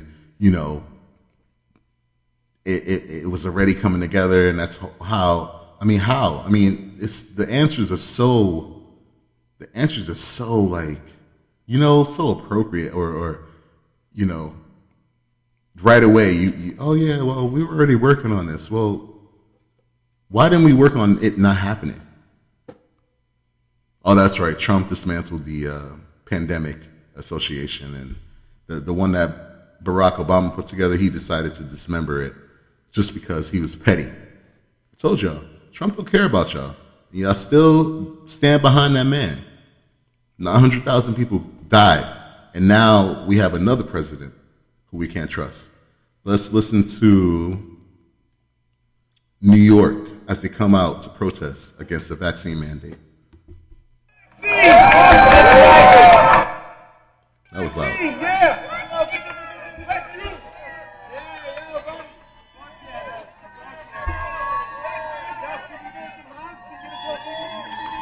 So pretty much here, there's a bunch of people saying, sorry that this is so loud for you guys. If you're listening, I didn't mean for that to happen. I try to do the show as a live kind of thing, so I don't like to edit too much. Or I don't edit at all, so there's that.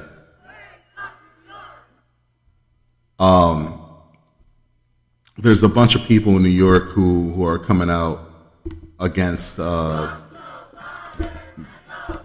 vaccine, and pretty much people are upset.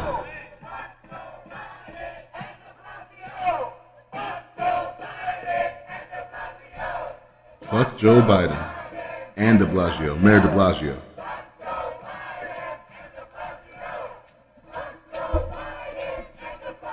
These are the people of New York. This is what's happening in Joe Biden's America.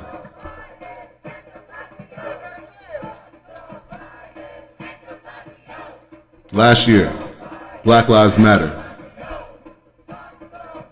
This year, vaccines. How much more can we take? How much more can you truly take as an American?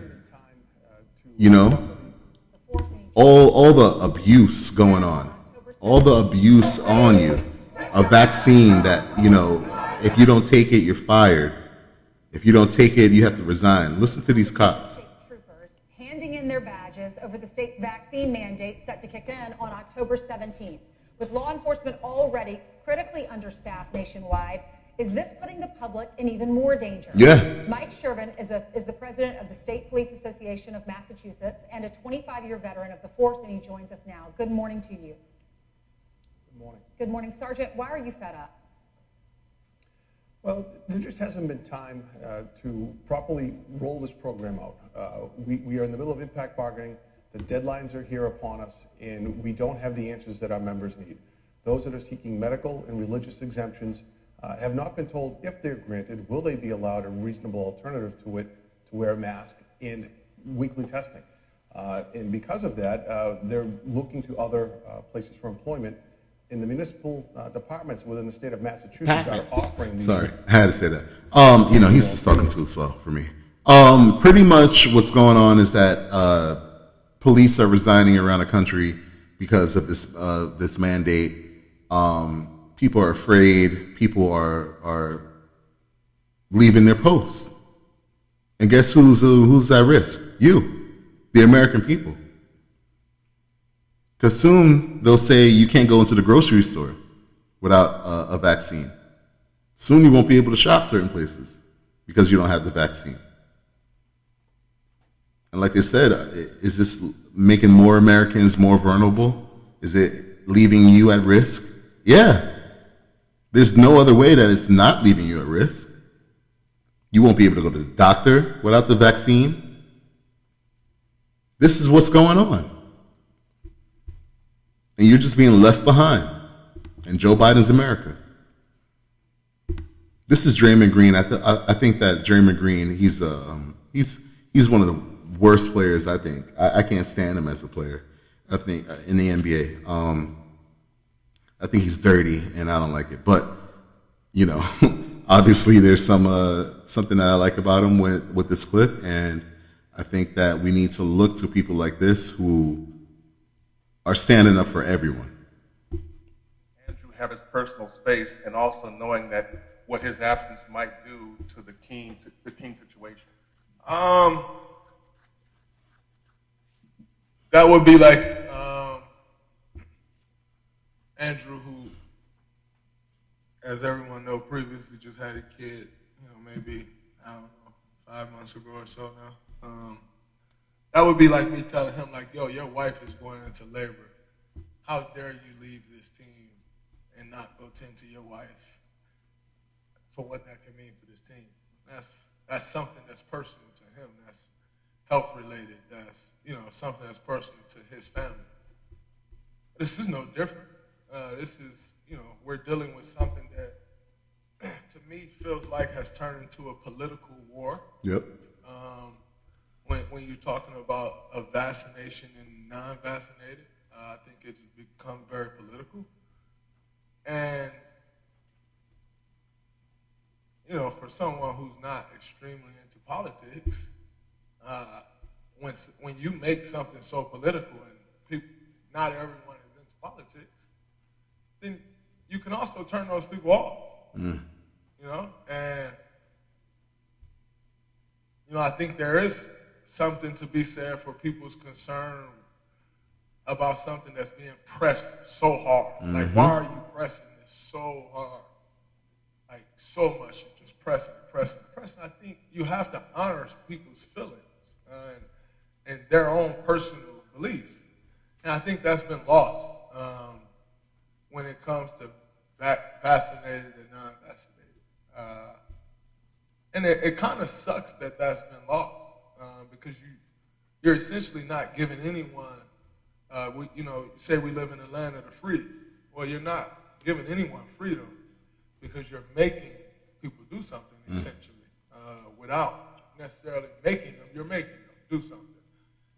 And that goes against everything that America stands for. That's you hit the nail on the head, It goes against everything America stands for. Pushing this vaccine on everyone goes against everything America stands for. And if there's one thing that could band everyone together and get everyone together to finally say, enough is enough, it's about the vaccine. Because we should have a mandate on masks, not on the vaccine. We should have a mandate on people getting tested, not on the vaccine. We have to protect the unvaccinated, not make them the leper of our society, not make them feel like you don't belong here. Because they didn't do this. They didn't not protect themselves. Masks were politicized from the start. When the CDC said we should have been wearing masks. So we should have been wearing masks from the start. But from the start, we had a president that decided to play games with the American people's lives, and so many people have died. 900,000 people. There was a drone strike in Afghanistan that I tried to talk about last episode, but that episode was going long. This episode is extremely long. But I think you do this in parts, right? If you're a podcast listener, you kind of jump around. Or you speed it up. I heard people speed it up. This drone strike, it killed 10 people. It killed 7 children and 3 others, but it did not kill the man that was intended to be killed. This drone strike comes after the U.S. pulled out of Afghanistan after 20 years of battling and searching and pushing freedom and democracy, and resulting in the Taliban taking over. The people that they were fighting took over. So I don't know who won, but if I now am the person that took over, I guess I won. Plus I got all your toys that were paid for by your citizens. Yeah, so I think the Taliban won.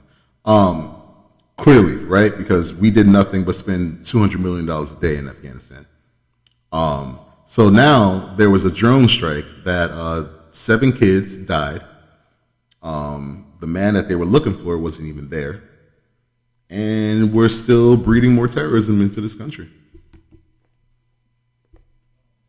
The Afghan family, the Pentagon now admits it mistakenly targeted and attacked with a drone, killing 10 innocent civilians, including 7 children, is demanding more than just an apology. They shouldn't kill innocent people, and they need to get us to a safe place, he said.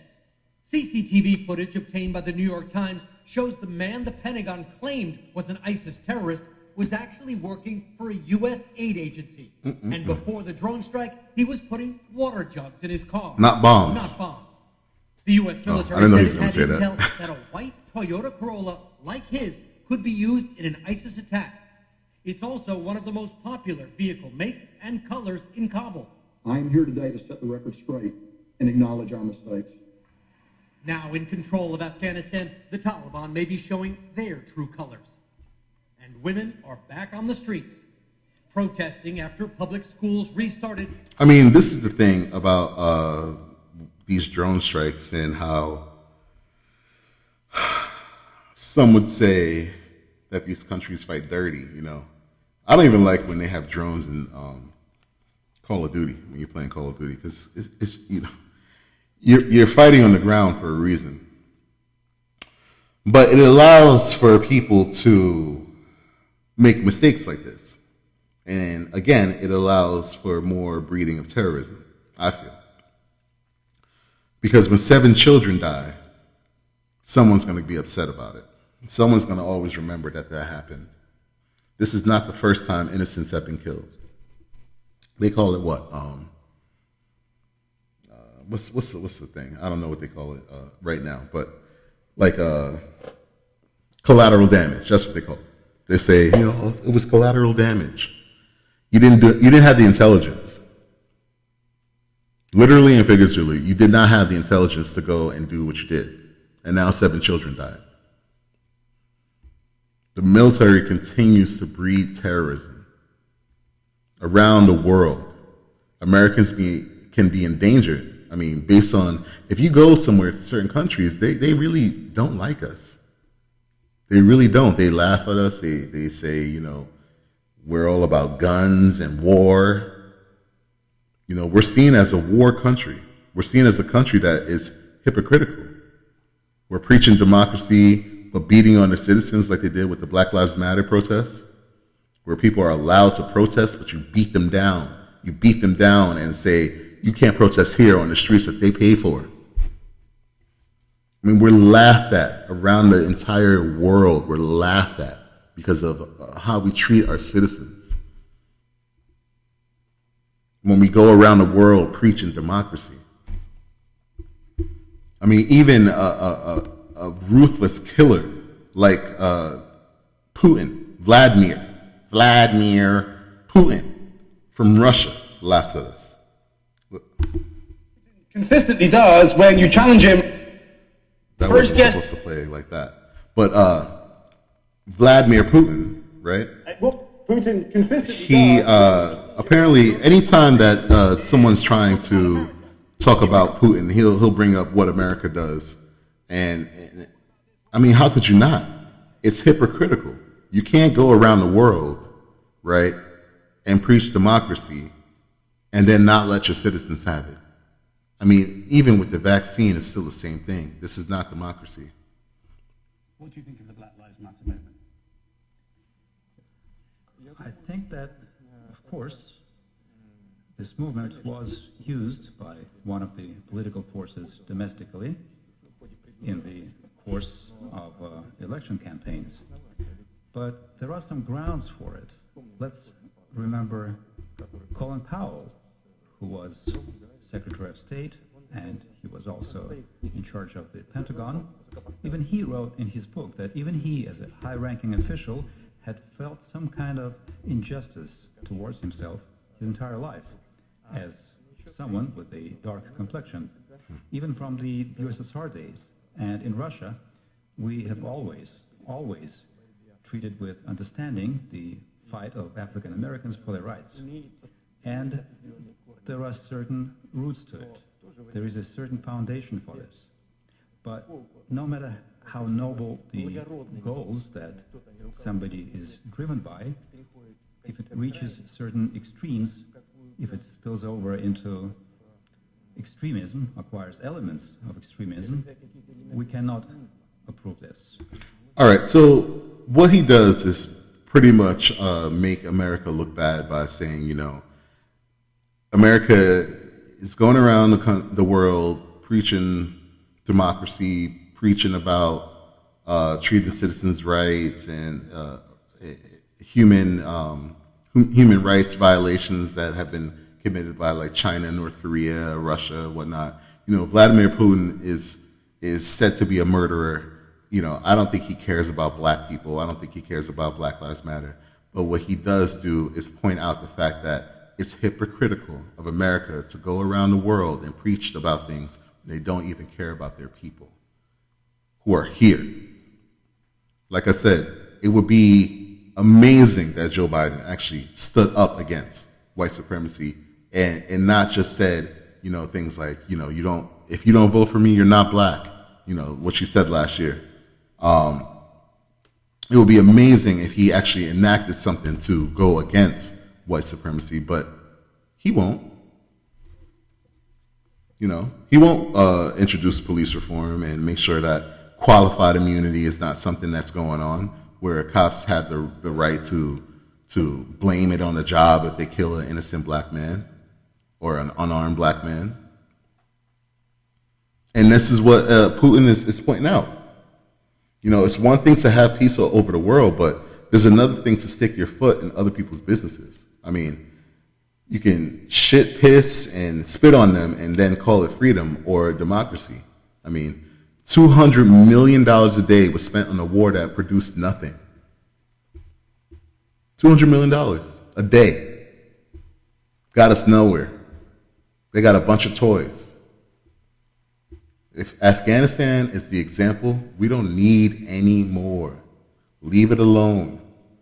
Stop going around the world. We're not playing Captain America anymore. We need to take care of our citizens. Leave these drone strikes alone. Leave the people alone. If we need to band together with people, then we do that. But we need to take care of our own because our infrastructure sucks. Our roads suck. Our education sucks. Michael K. Williams, who died, who was in The Wire, and my hero from The Wire, which I talked about on a previous show. His death was ruled an overdose from fentanyl and heroin. And, I just want to point out that, I just don't get when it'll stop. Our people, they suffer so much mental torture without the sight of a cure. We're always talking about Japanese people for always killing themselves. And Japanese people, there's a high rate of suicide out there, but we have not cured what goes on here in America with drugs and how drugs has rampages this country for years. Americans are just a dose away from death, and we don't address it enough. Fentanyl is, something I talked about in a previous episode, and it's killing celebrities. It's killing. It doesn't have a person that it only kills. People are putting it in things, and people don't know about it. We live in this cycle of death or pain. 9/11, slavery, racism, no cure, just pain. It's the people without the pain I often envy. The ones who no longer feel, or do they feel? The ones at peace. I said this place was hell on earth once before because I really believe it. I mean, there's a mounting amount of hate, division, usually by our leaders. Leaders. Leading us to what? An early death or a painful one. One of envy, one of fear, but not the promise of together, not the promise of tomorrow. We need togetherness in this country. And we need to realize what other people are going through and realize that it's probably more like what we're going through. Something I want to talk about is the way black people are viewed on the outside from other people. And oftentimes, we're so programmed that we even do it to ourselves, where we just say the worst things about each other or ourselves as a community. And it's programmed to be that way. And there's no help in sight based on that. And that's something that I think that needs to be addressed when we talk about racism and what has been allowed or what has been taught to black people to feel and act and be like. We're often viewed as angry people or seen as people who are aggressive, and I don't think that people really look at the environments that a lot of black people are in and have been put in, based on classism, based on gentrification, based on redlining, which are real things. We want to say, why can't we just get over it? But we won't fix what happened, what was placed, what was set up. You won't fix it, but you want people to get over it when it's still in place.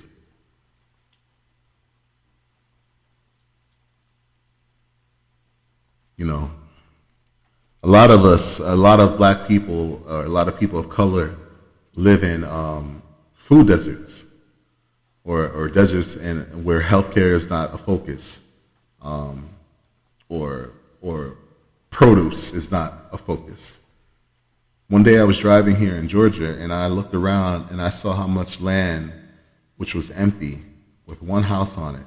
And it made me think of when I lived in the Bronx and how I could never imagine living in a place where there was only one house and so much land.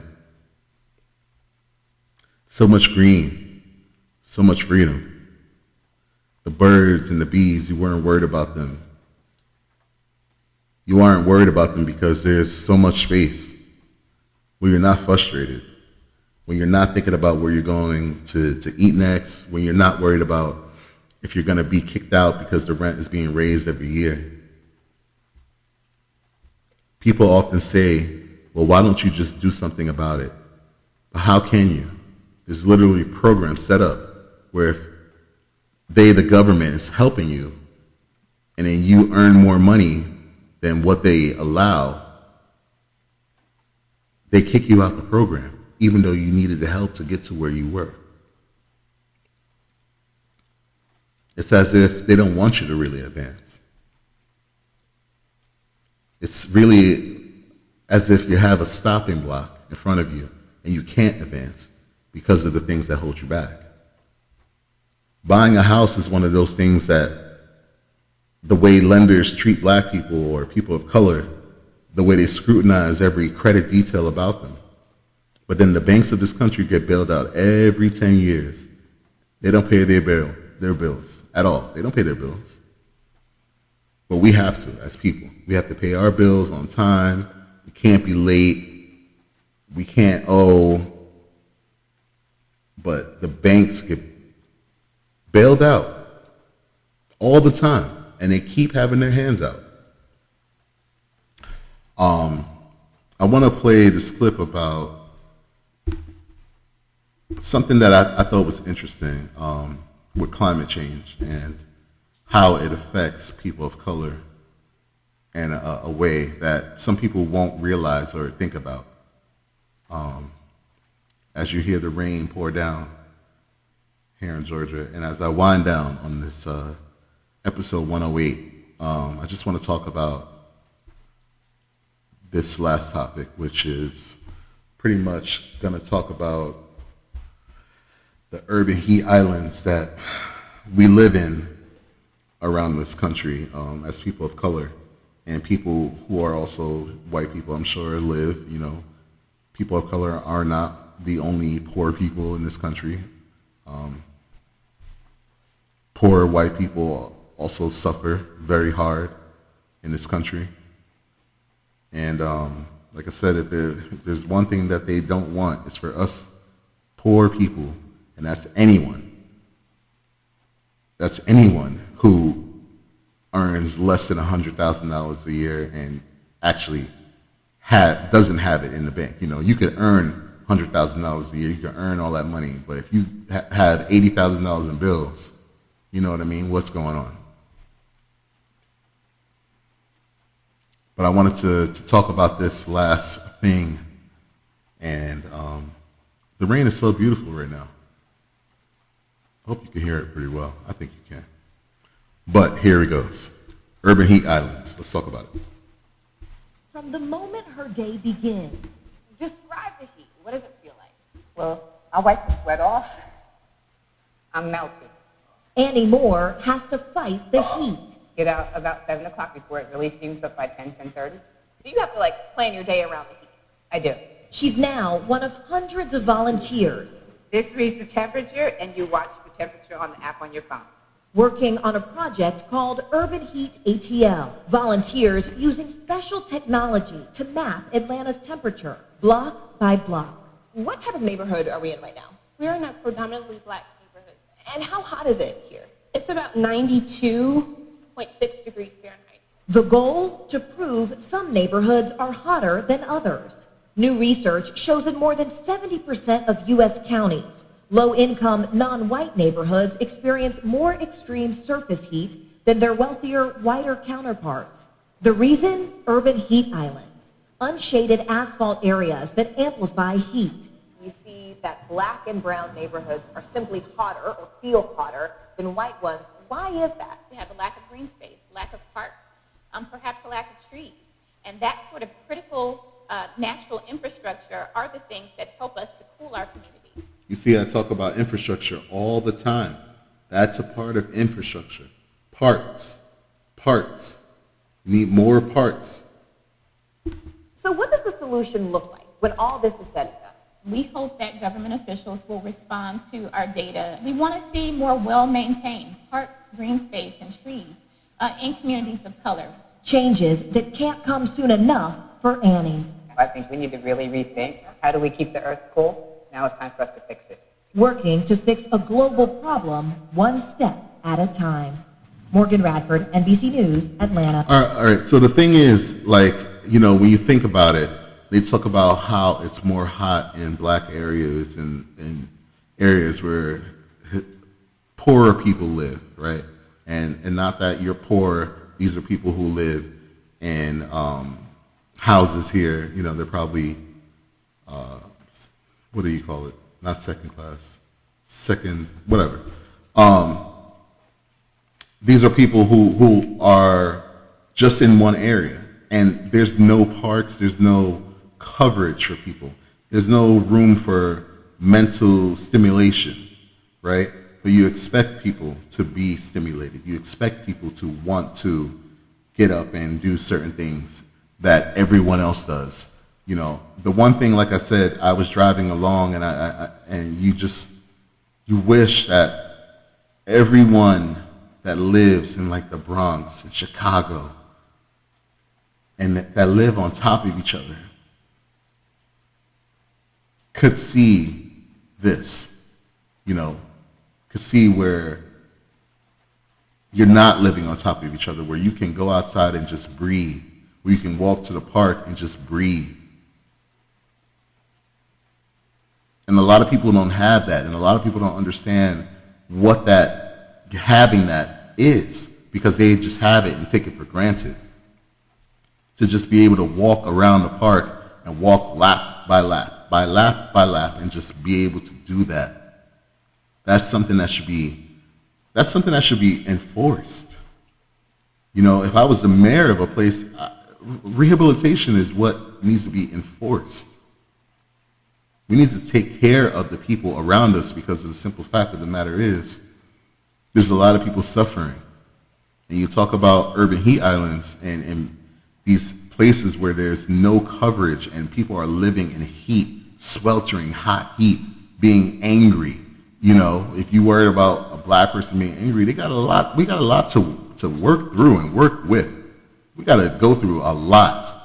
And then where we live is hotter than where you live, and you just come around when, you know, you want to be cool and hang out with the people. You got to care more. You can't just care about coming in and buying property and kicking people out. You got to care about the fact that people don't have it the way everyone has it. You know, I've been very lucky to get away from that kind of lifestyle.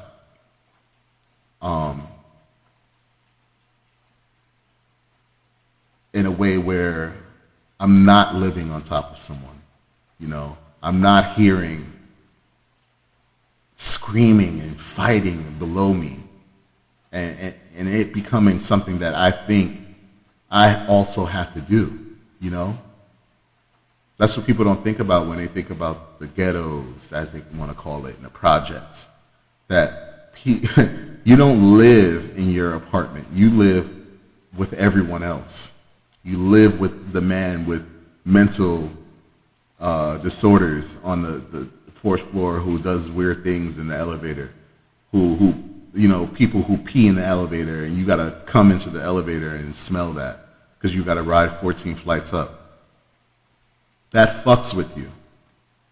Where instead you have to walk up 14 flights of stairs when you weren't, you know, you're someone's grandmother, and you didn't think you had to walk up 14 flights of stairs after you just got off work, working at the post office for 30 years of your life. Now you got to walk up 14 flights of stairs just because it doesn't work. Where they don't even take care of it. Where they don't make sure that you're okay. Where if they want to do an inspection, they just come and do it randomly and invade your space. People just say, well, why don't you do something better? What are you supposed to do? We're all suffering. And you really have to think about that, how much suffering there really is in America.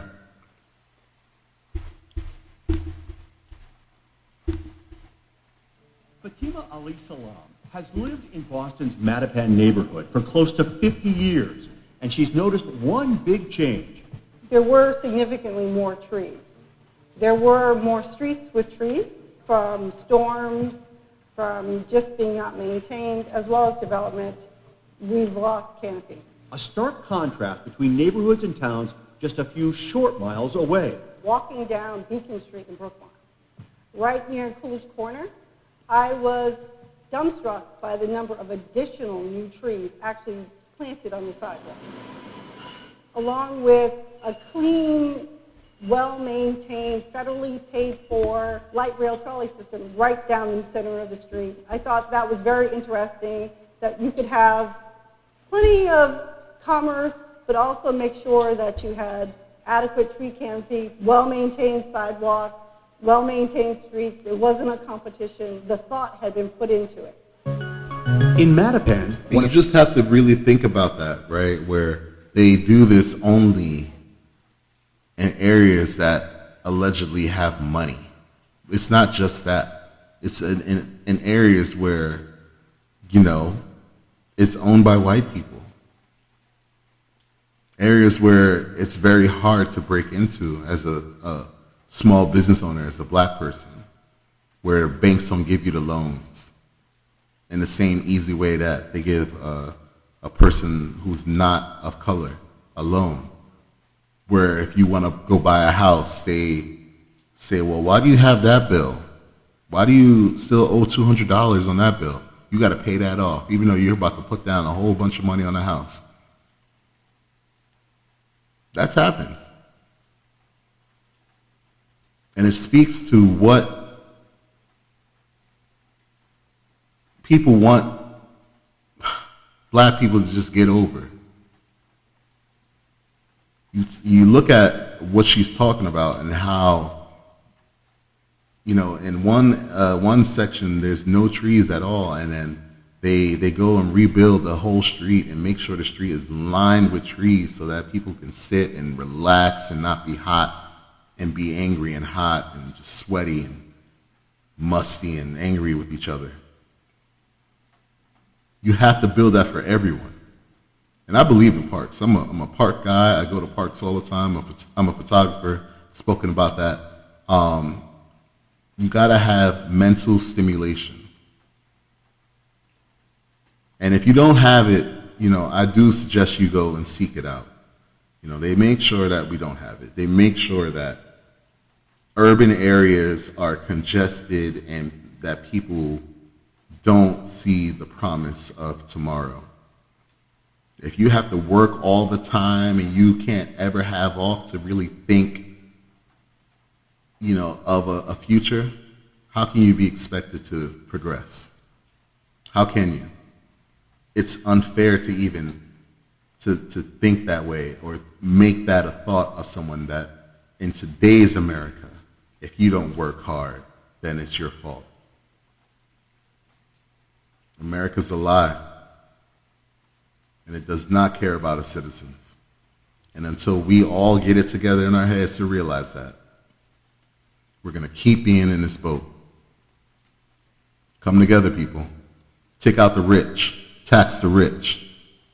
This is I've Got Questions. Thank you. Good night. Good morning. Come together, y'all. All right.